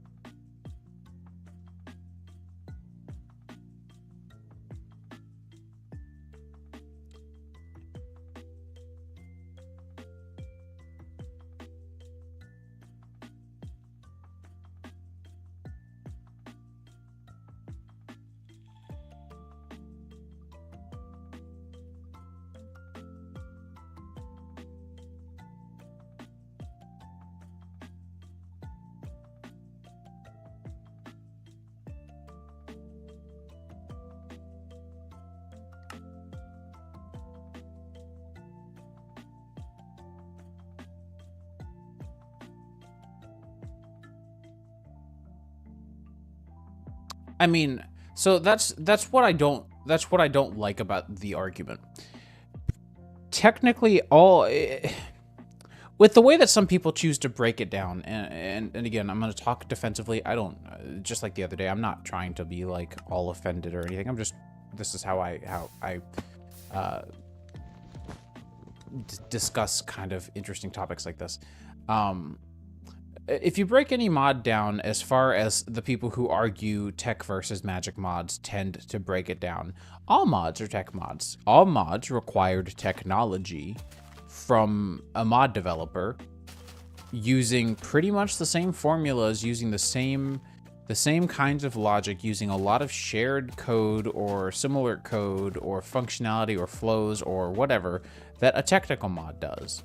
I cannot deny the fact that Britannia is in all practicality, if you gave it a good resource pack, could be a tech mod. You could absolutely retexture that mod, and in some with more creativity than I have, mind you, because I don't have creativity.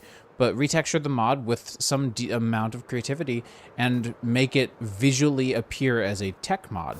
But to me, what defines the difference is not the content, not the mechanisms that you impose upon the player or expose to the player to use.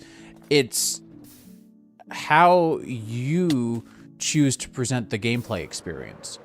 If you choose to present the gameplay experience in a technical manner where things connect to each other from point A to point B using physical manifestations that have some sort of parallel in real life, let's say pipes, for example, are a great example. You look at a pipe mod or a mod that adds pipes and you think, wow, that's kind of techie. You look at an example I know you can relate to. You look at Embers.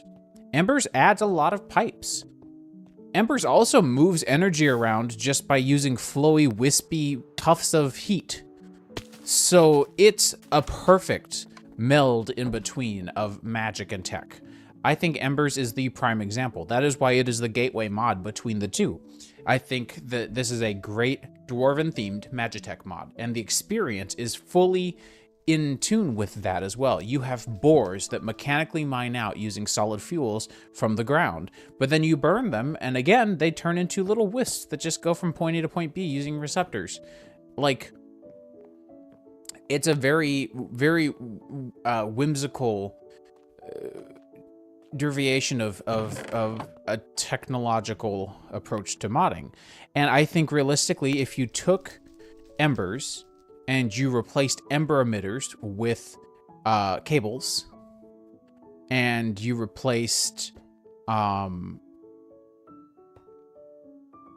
honestly, no, you just replaced the ember receptors and emitters with cables, and you got rid of a lot of the cool tools that use more of that wispy heat energy, then you now have yourself a tech mod. A mod that presents itself as a tech mod, I should say. Similarly, you look at mods like Eidolon, and Eidolon has a lot of mechanics that are very, like... They're very... How do I say this? There are... Oop, I need my sword. That's important.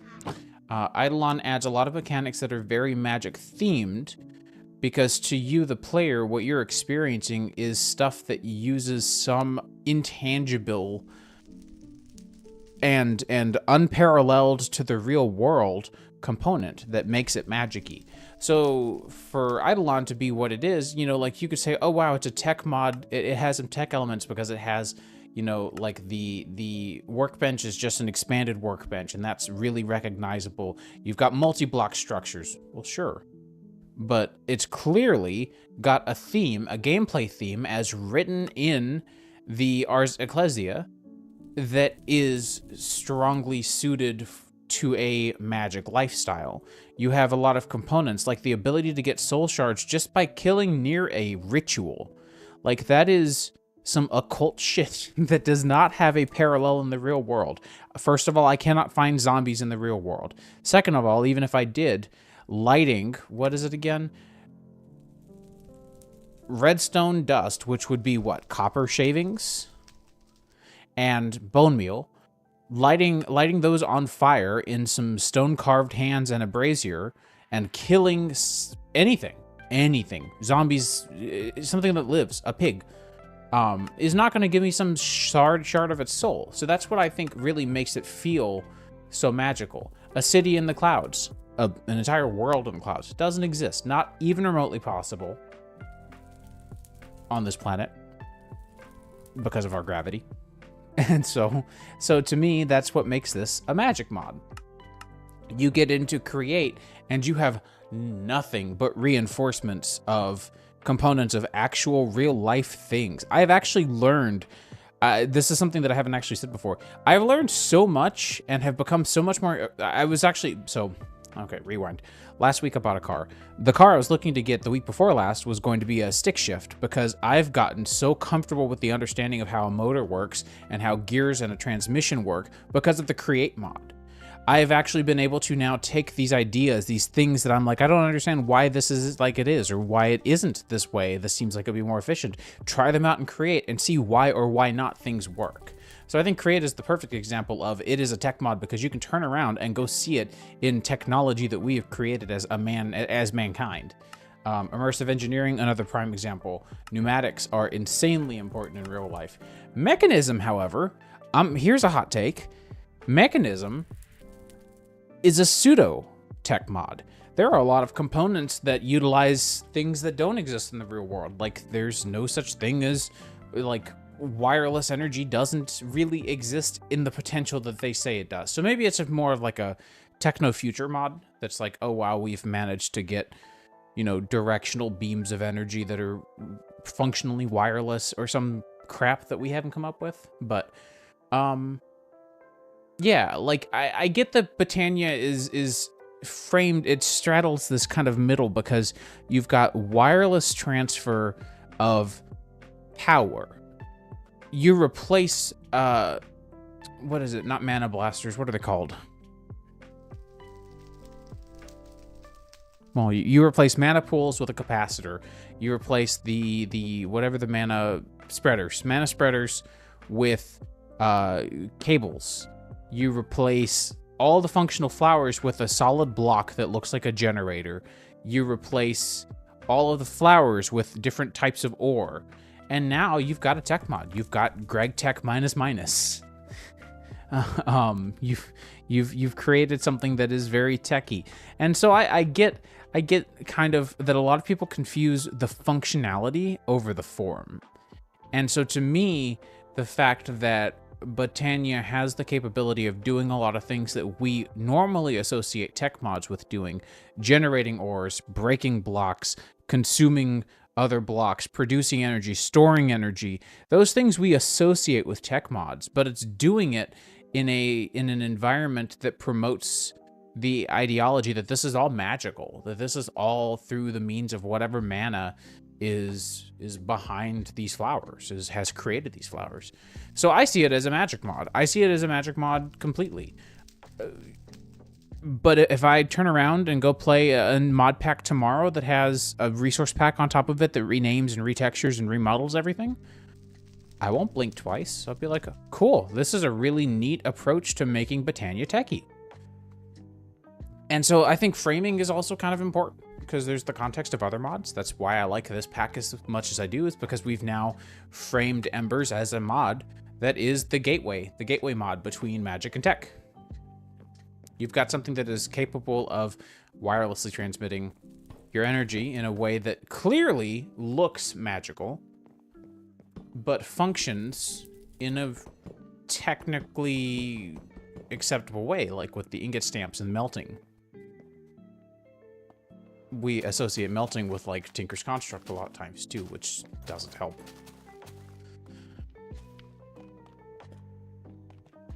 And so, like, I know that there's also a lot of this that contradicts with the base game of Minecraft, but it's a video game, long and short of it. So, like, you know, should this house actually exist and stand as it's made? Probably, actually. I did a pretty good job of keeping the physics looking pretty real. Should this building live and exist the way that it does? Absolutely not. That's not realistic at all. Does that mean that Minecraft is a magic game? No. So there's a handful of different approaches and ways you can look at it. You shouldn't be here if this was based off of real life either, but...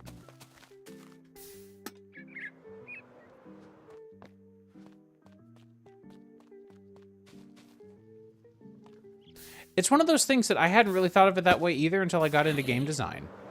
Working at Free Range, I've learned a lot about good and bad game design. Not only consistency and coherency, but also like coming up with things that are fun, coming up with things that make sense, coming up with reasons for things to be there, or to be the way that they are. And having learned all of these things through game development experience, even though most of my work has been spent doing back-end work, has really opened my eyes to the way that the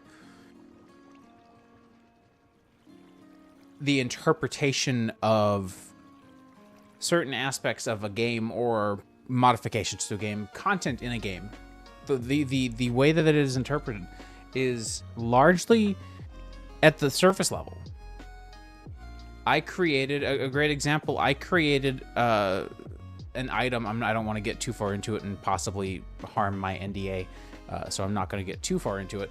But I created a major gameplay item for Return to Moria that, with my developer art and some leftover assets that I just grabbed to test something real quick to make sure that it worked, functioned and looked completely like, okay, this is just a technical component to the game that is incomplete. But then as soon as we put sound and art and VFX around it, we realized this is something that is a mix between the two. This is not only a construction mechanic, that's about as much information as I'm going to give, but also it returns some semblance of magic to the world around you. And putting all those things together has really helped. Excuse me, good grief. Anyways, I'd like to know where my FPS went. You good, bro? Alright, we're good.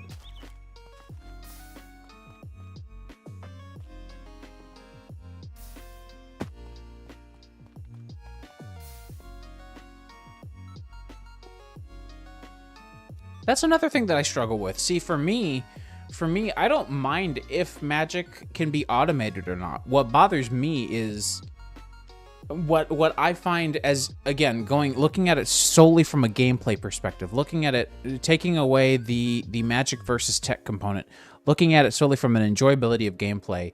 If I have to make item X, let's put an example on this. If I can only create pretty pipes manually through some manual formation that requires manual intervention, then I'm not going to enjoy it nearly as much, because each and every time I need to make a new pretty pipe, I'm going to roll my eyes and say, crap, I've got to go stop what I'm doing and do this process.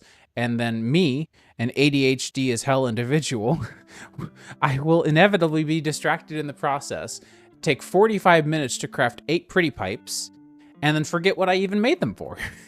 So as I go through and do things like smithing table recipes, I love smithing table recipes. I can't explain why, but the concept of taking two things and merging them together with a hammer feels very intuitive, because there's a sound feedback that you get from crafting in the smithing table. There is a visual feedback and a component of I have added longevity to this item by improving it, because you get to keep the NBT on the data on the item as you upgrade it, depending on what it is. But there are certain things that I've really thought, oh, this would be a fun smithing table recipe because I like that component so much, that I haven't made into one, because I've realized, no, the player's gonna need more than one of these. And I made that mistake with Harmonious Engineering 3 really badly.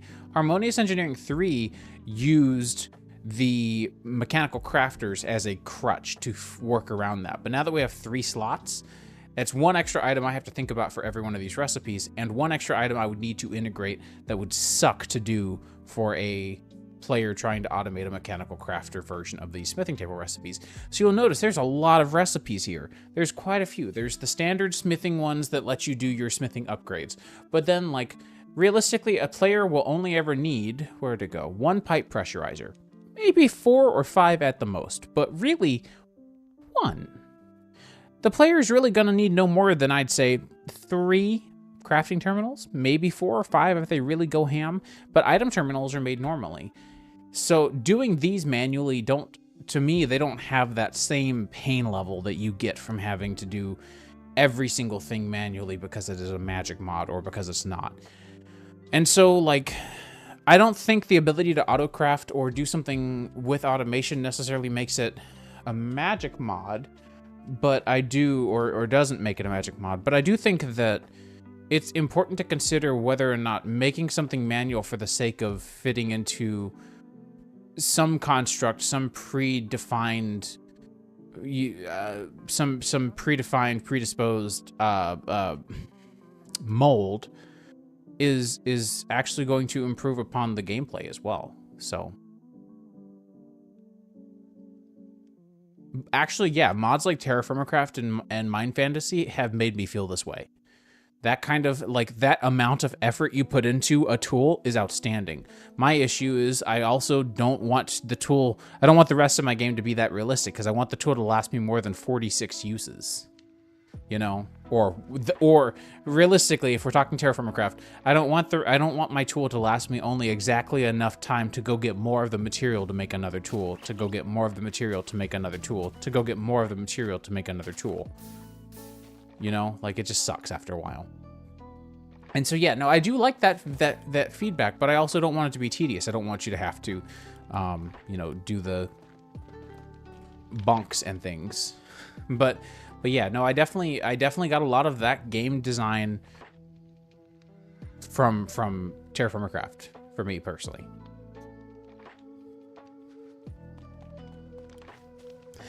Yeah, I do need to give Mind Fantasy a try at some point. I don't have enough time in my day, but I should give it a try at some point. We were working on quests, and then I got sidetracked in a really fun conversation. But yeah, that's ultimately why I decided, like, based on your advice, I've removed my nerf to Elytra durability and have actually buffed all durability on all tools and weapons, most tools and weapons, and things that break in general. Just so that, since we don't have mending, if it breaks, you can't put mending on it anymore. So now, at least if you're going to go manually repair it, you don't have to manually repair your things every 4 minutes. Like, my netherite gear is top tier netherite gear. It's great, and I was still having to repair it more often than I thought was reasonable. So I wrote up a quick little script for that. Anyways, quests. I want to get through the create quest line, and then we're already at 2 hours 15, so I'll probably call it once we're done. We did get some pneumaticraft stuff done today, but I should really, tomorrow and Friday I'm off, and I don't actually need the time off for my road trip like I thought I would. I actually will be leaving on Saturday because of the inclement snow and ice here. So mostly snow, fortunately, not as much ice, knock on wood.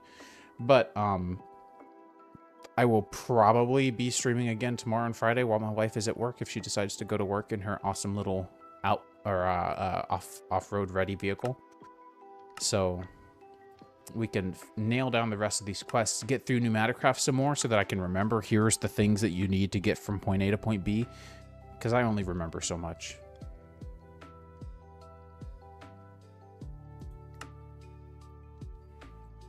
I also do want to do a few things. So there are, let's see, I want to do a train station. I want to do a train schedule. And a train track. And have these expand off of here. So we will do, let's see.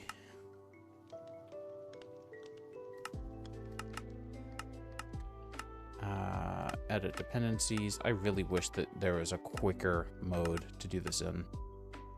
It's not bad. I've gotten used to it, but I'm kind of tired of it.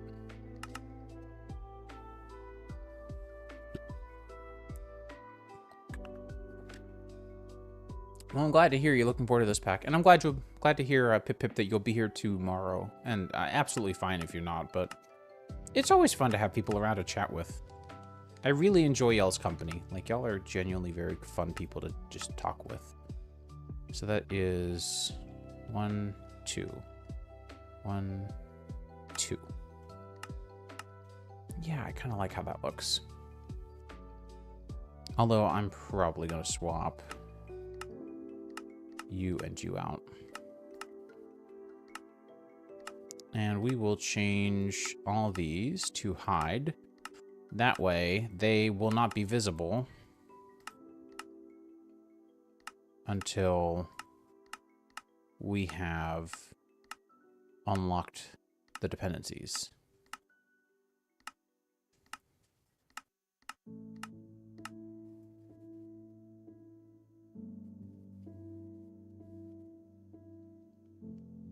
No, not at all. I love the feedback. Like, having someone to talk to and have these kinds of conversations with, it honestly is incredibly motivating to keep coming back to stream some more. Not that I would ever stop because of that, but it definitely makes me enjoy stream a lot more when I have someone to talk to and something to talk about. It's definitely not a must, but... So I want to do spouts, drains, and hose pulleys.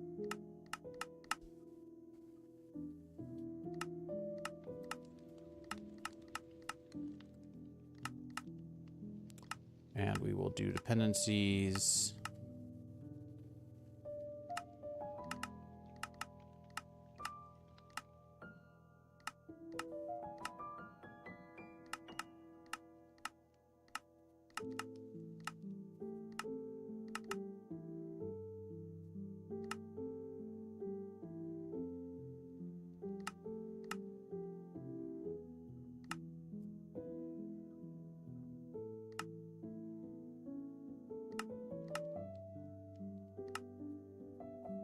Yeah, this looks good. I like this.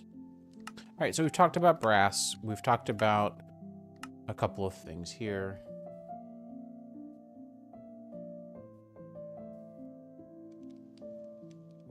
That could be interesting.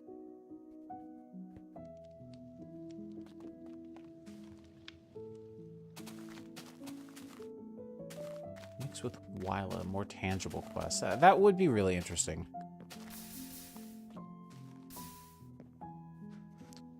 All right, let's write up these quests. We've got, what's that? 1, 2, 3, 4, 8, 12? That's not bad.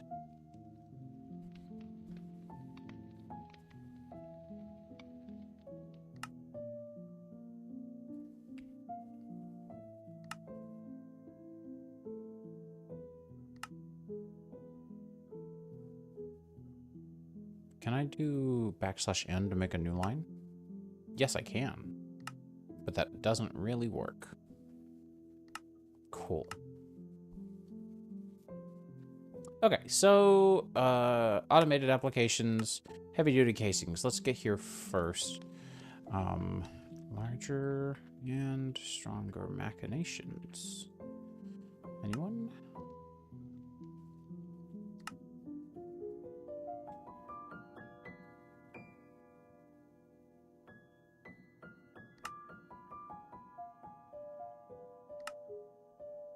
All right, so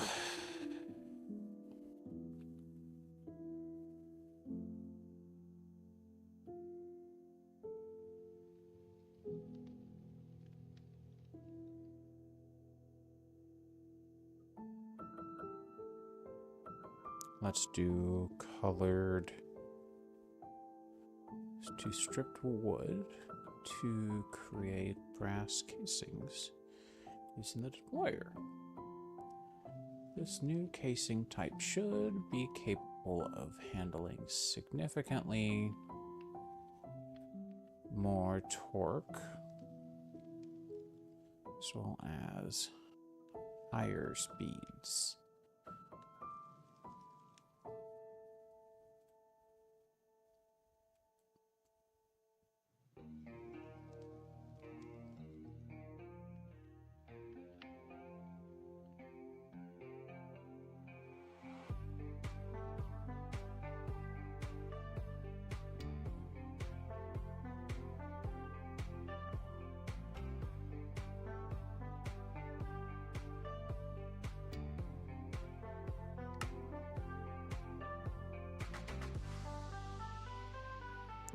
You seem confident that you can apply similar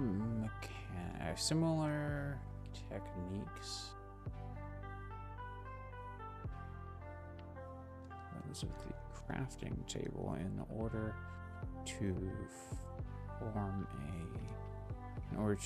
make a free-form scaled up.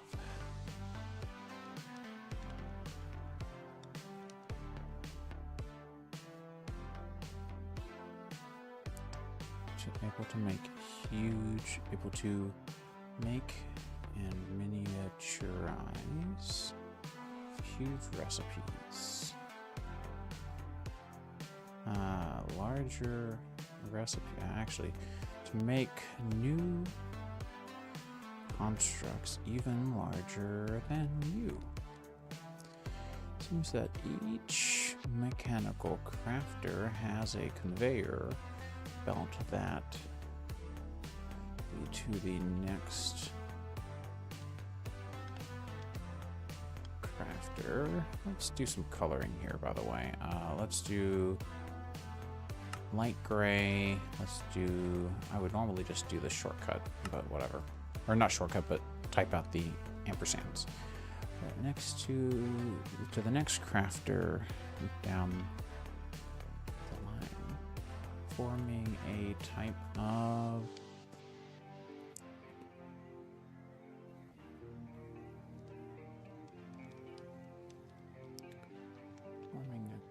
forming the recipe as it goes.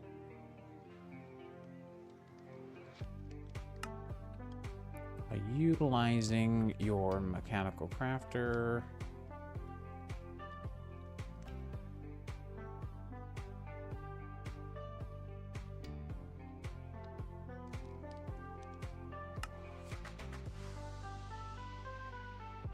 a few ordinary materials, you've fashioned yourself a pair of crushing wheels.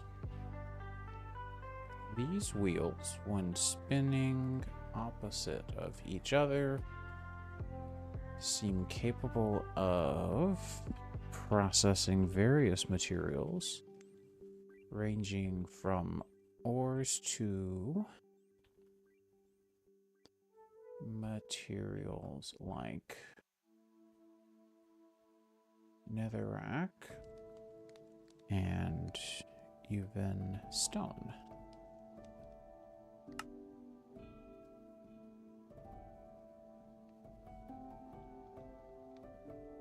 I'm just gonna leave pondering to explain the rest of this.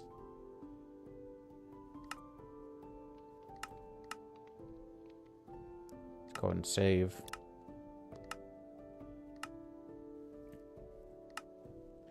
By combining your knowledge of fluids and my knowledge of not how to spell fluids, and your large pair, and your pair of large crushing wheels, you've created a new type of delicacy? That's not how you spell it.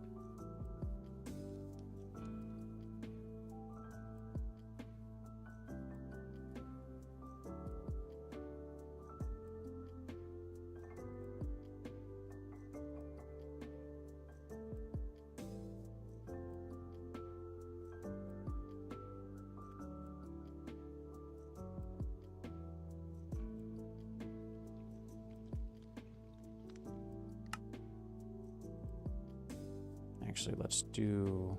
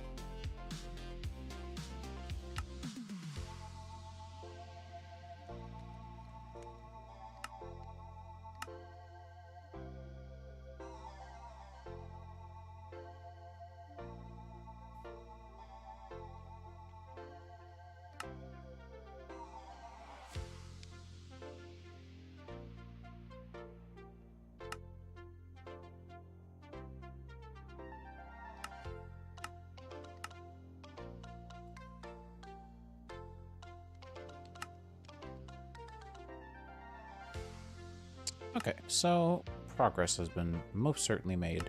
I do want to change you to be 1.75 and then drop you down just a tiny bit. Really, I think probably here is fine. All right, let's save, because these were... I always suck at coming up with titles and subtitles for quests, but I like having subtitles on all quests because it keeps things interesting.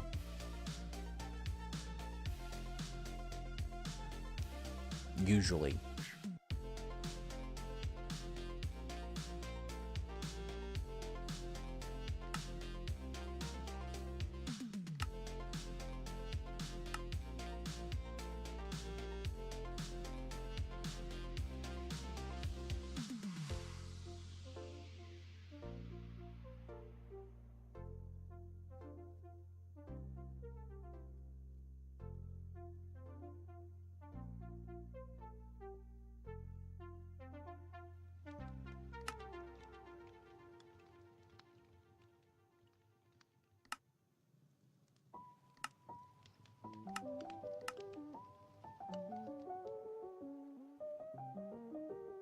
Okay, so heavy duty machines. These could use quest rewards. I am thinking casings. Just give you some more casings, maybe 1 to 2.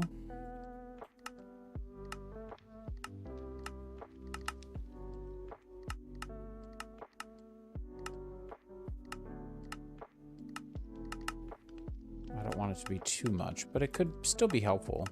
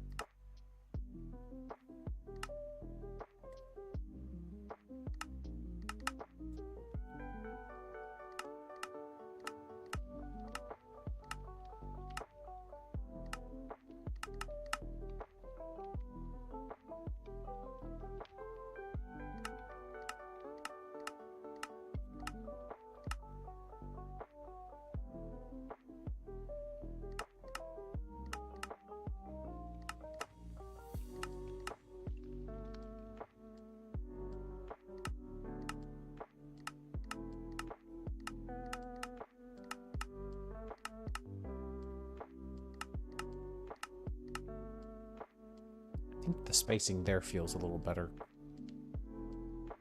Alright, so we've got quest rewards there. By applying copper to a stripped log using... Actually,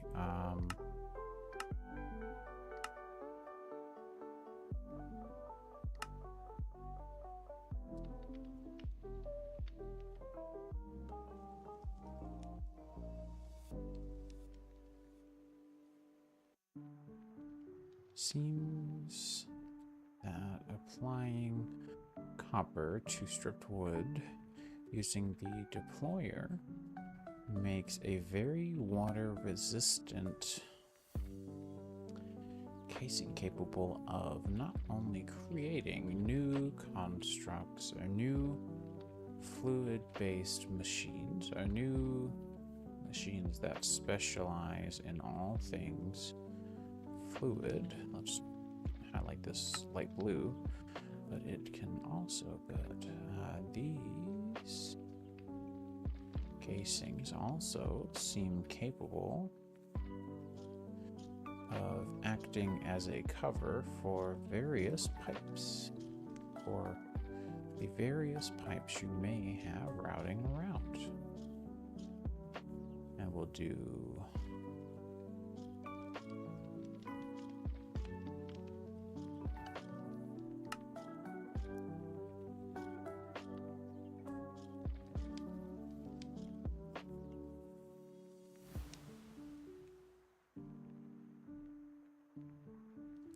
this again. Native kelp posing upper casing. You've discovered that you can create a type of hose that when given a slight amount of rotational energy is capable of reaching all the way to the bottom of various types of pools of fluid. To bottom of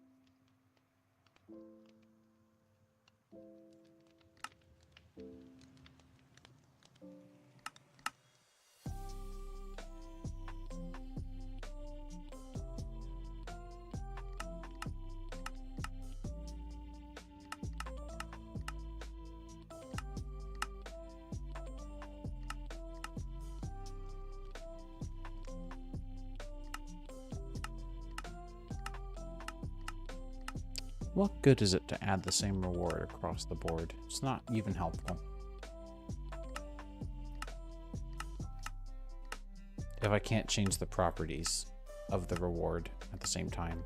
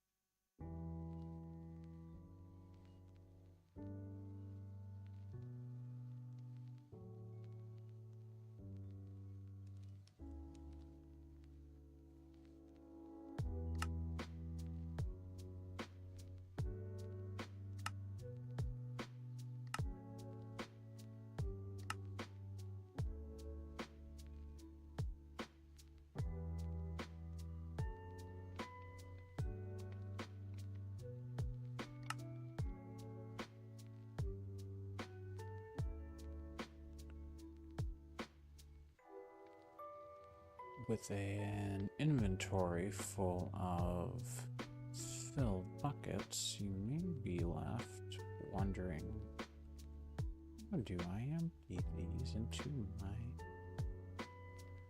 food systems?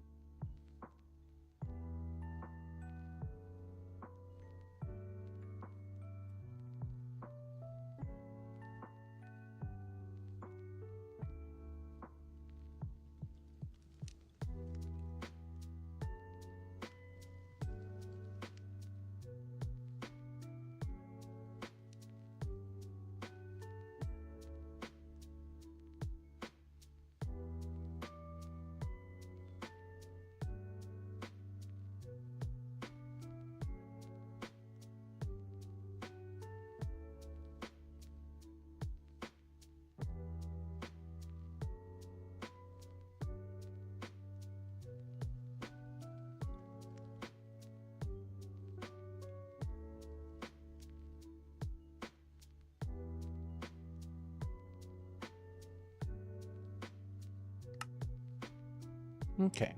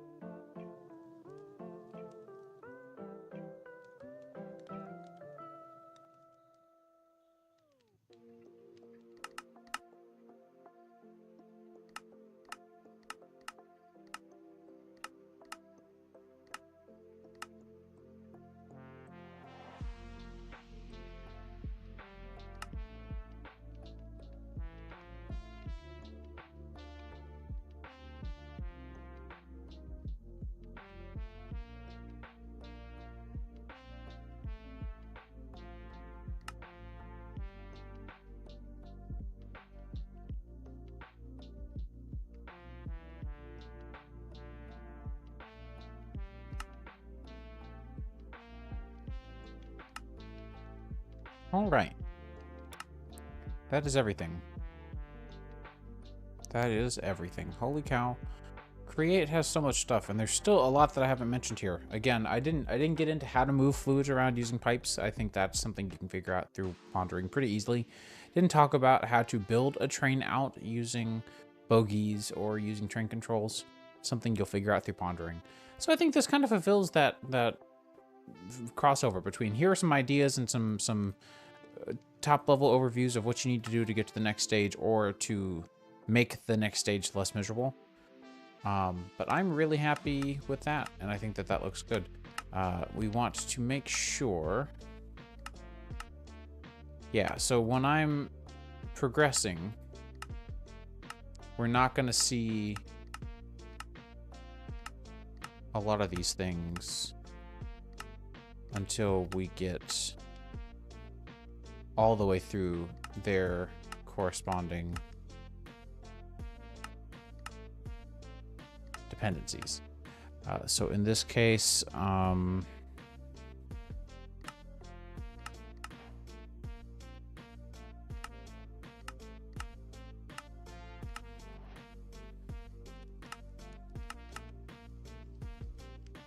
mechanism should go away.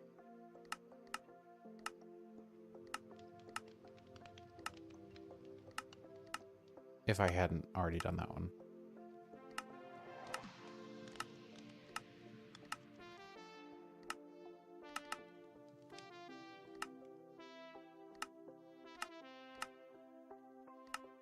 So yeah, that's the plan. Just gotta map these out and then we'll be good to go. So I think that's stream. We're at a little over or a little under 3 hours. So we've done a lot of questing and a little bit of pneumatic craft, but not really a lot. We'll do some more tomorrow probably and get into building out a quest line for that. I usually do my quest lines like I write a paper. I get the outlines done. I put blocks where they need to be, figure out the order that things need to go in, and then I'll start to actually write out the quest lines with lore or a funny fact or whatever. Just goof around a little more. But hey, we've got something going on here. That's not too bad. We got a good bit of oil thanks to some funny exploits using the Ember's fluid pipes and the hose pulley. That was pretty enjoyable, to be honest. And I showed off all the stuff that I did yesterday and some today with our, mechanical constructs and stuff. So cool. Hope you guys enjoyed. Hopefully I will see you tomorrow. And if not, take it easy. And if I do, then see you then. Take care, y'all.